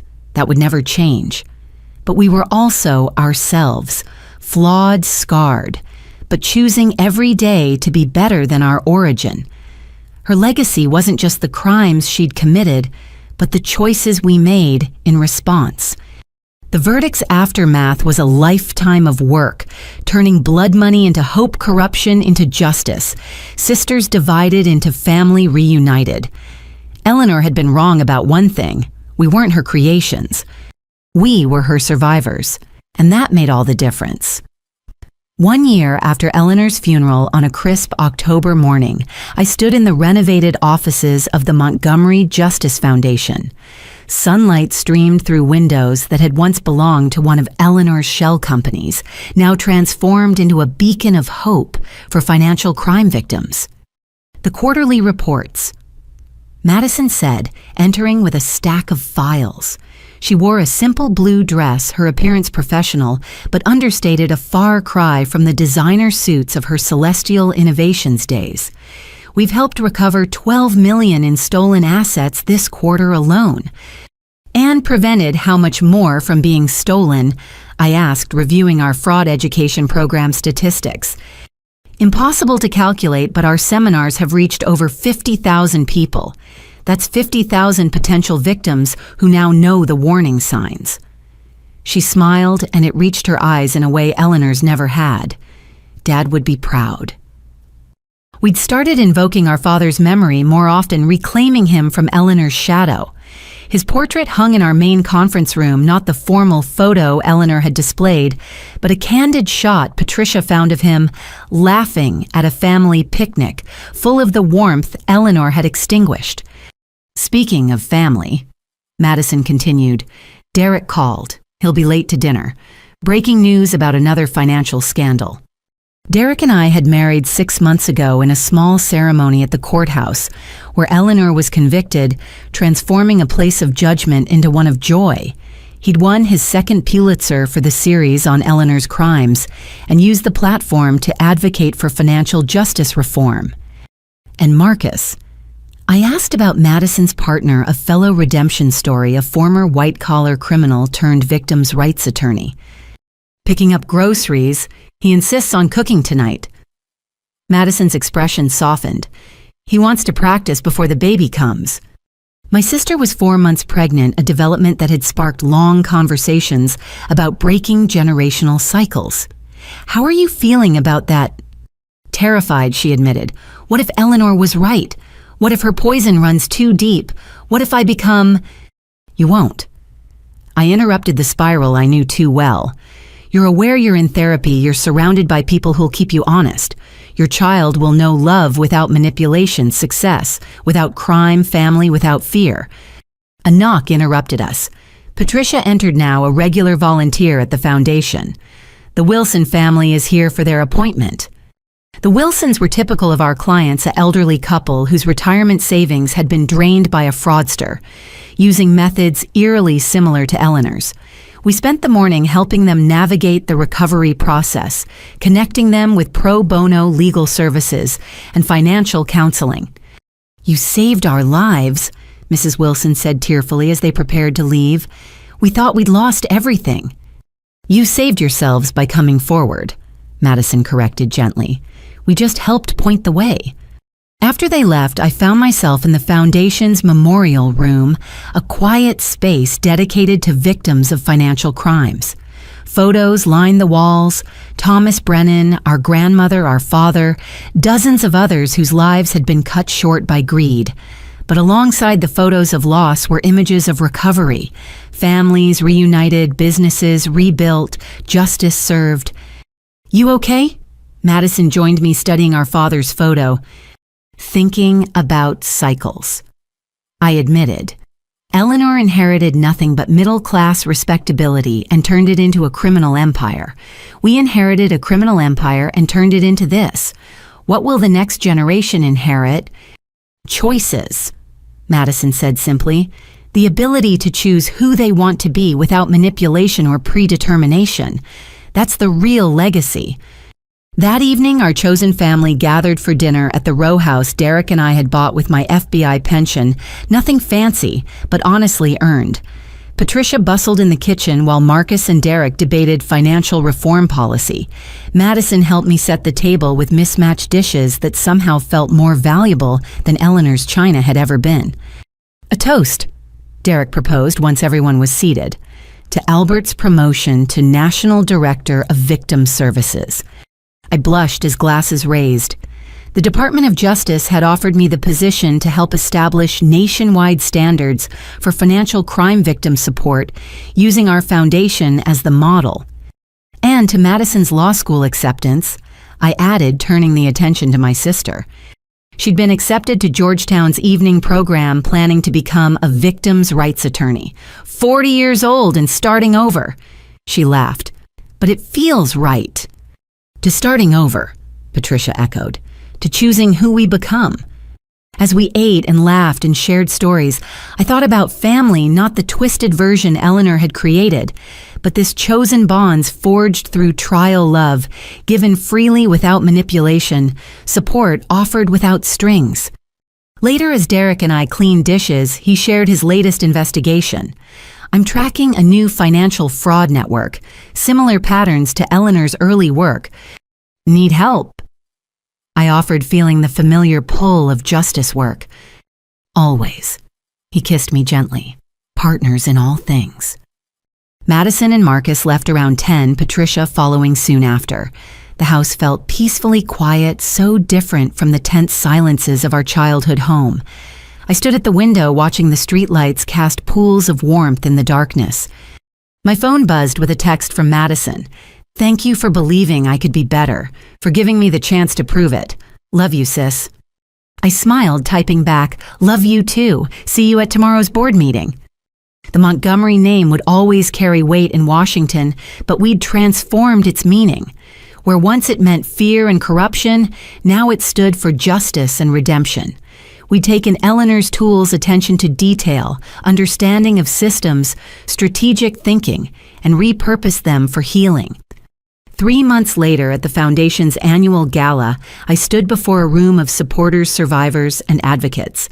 The Grandview Hotel had offered their ballroom the same space where Eleanor's empire had crumbled, but we'd chosen a community center, instead, a place built on authentic foundations. 5 years ago, my mother was arrested in front of Washington's elite. I began my speech. Today, we gather not to celebrate power, but to honor resilience. Every person in this room has been touched by financial crime, as victims, advocates, or in my family's case, as perpetrators seeking redemption. I found Madison in the crowd, her hand resting on her growing belly, Marcus beside her with quiet pride. Eleanor Montgomery believed people were tools to be used and discarded. She was wrong. People are not tools. They're miracles of resilience capable of surviving the worst betrayals and choosing to trust again. You've taught us that. Your courage in coming forward, sharing your stories, rebuilding your lives, you've shown us what real strength looks like. The audience applauded, but I wasn't finished. My sister and I were raised by a monster who wore the mask of a mother. We could have let that define us, poison us, limit us. Instead, we chose to let it refine us. Every day we choose to be better than our origin. And every day you give us the privilege of helping in your journey toward justice and healing. Tonight I want to announce the Thomas Montgomery Memorial Scholarship, funded by anonymous donors who wish to honor my father's memory by supporting children who've lost parents to violent crime. Because healing happens not just through justice, but through opportunity. As I left the podium, I was surrounded by survivors sharing their stories, their progress, their hope. Madison joined me, and together we listened, learned, and offered what support we could. Near midnight, as the gala wound down, we stood outside looking at the stars, something we'd never done as children, too focused on Eleanor's demands to notice the sky. "Think she knew?" Madison asked quietly. "At the end, do you think Eleanor understood what she'd lost?" "I don't know," I admitted. "I'm not sure she was capable of understanding love without possession success, without destruction. But maybe that's the saddest part. She had 2 daughters who could have loved her, and she chose control instead." "Her loss," Madison said firmly, "our gain." A year later, Madison graduated law school with honors while balancing motherhood and foundation work. Her daughter Sarah, named for the grandmother we'd never really known, took her first steps in the foundation offices, surrounded by people choosing redemption over revenge. I accepted the Department of Justice position working to establish national standards that would prevent future Eleanor Montgomerys from operating in shadows. Derek's investigations continued to expose financial predators, each article a small victory against corruption. Patricia published a memoir about surviving Eleanor donating proceeds to the foundation. Marcus opened a legal clinic for financial crime victims. Our circle of healing expanded daily ripples of redemption, spreading far beyond what Eleanor's crimes had ever reached. 10 years after that night at the gala, I stood again at our father's grave this time, with Madison, her children, Derek, and our extended chosen family. We'd established a tradition of visiting on his birthday, celebrating the man he'd been, rather than mourning how he'd died. "Hi, Dad," Madison said softly, placing fresh flowers by his headstone. "We wanted you to meet your grandchildren. Sarah's 8 now, and Thomas just turned 5. They know all about you, the real you, not Eleanor's version." Sarah stepped forward, a serious child with Madison's eyes and our father's gentle smile. "Grandpa, Mom says you like jazz. I'm learning saxophone. Maybe I can play for you sometime." Little Thomas added his contribution. "We help people now, like superheroes, but with paperwork." Everyone laughed, the sound bright and healing in the cemetery's peace. We shared stories, memories, dreams for the future. The children played among the headstones, transforming a place of death into one of life. As we prepared to leave, I noticed a small plaque someone had placed near Eleanor's grave. "Here lies a lesson in how not to live." I didn't know who'd put it there. Maybe a victim, maybe a philosopher, maybe just someone who understood that even monsters could teach through negative example. "Ready?" Derek asked, taking my hand. I looked around at my family blood and chosen scarred but whole proof that love could triumph over manipulation. Madison caught my eye and smiled her face, reflecting the same peace I felt. "Ready," I confirmed. We walked away together, leaving the past buried while carrying its lessons forward. The Montgomery legacy continued not Eleanor's empire of lies, but our foundation of truth. Not her isolation, but our community. Not her hunger for control, but our commitment to justice.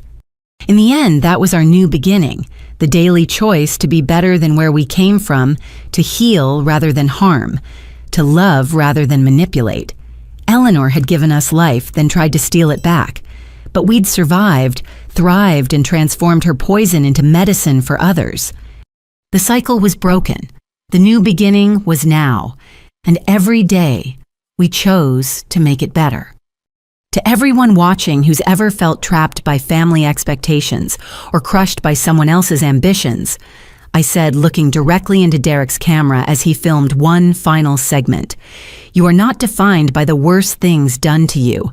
You are not limited by the crimes of those who came before. You have the power to choose who you become. That's the most important lesson Eleanor Montgomery never learned, and the one my sister and I live by every day. I paused, thinking of all the survivors we'd met, all the lives touched by our foundation's work. So here's my question for you. What will you choose to do with your pain? Will you let it define you, or will you transform it into purpose?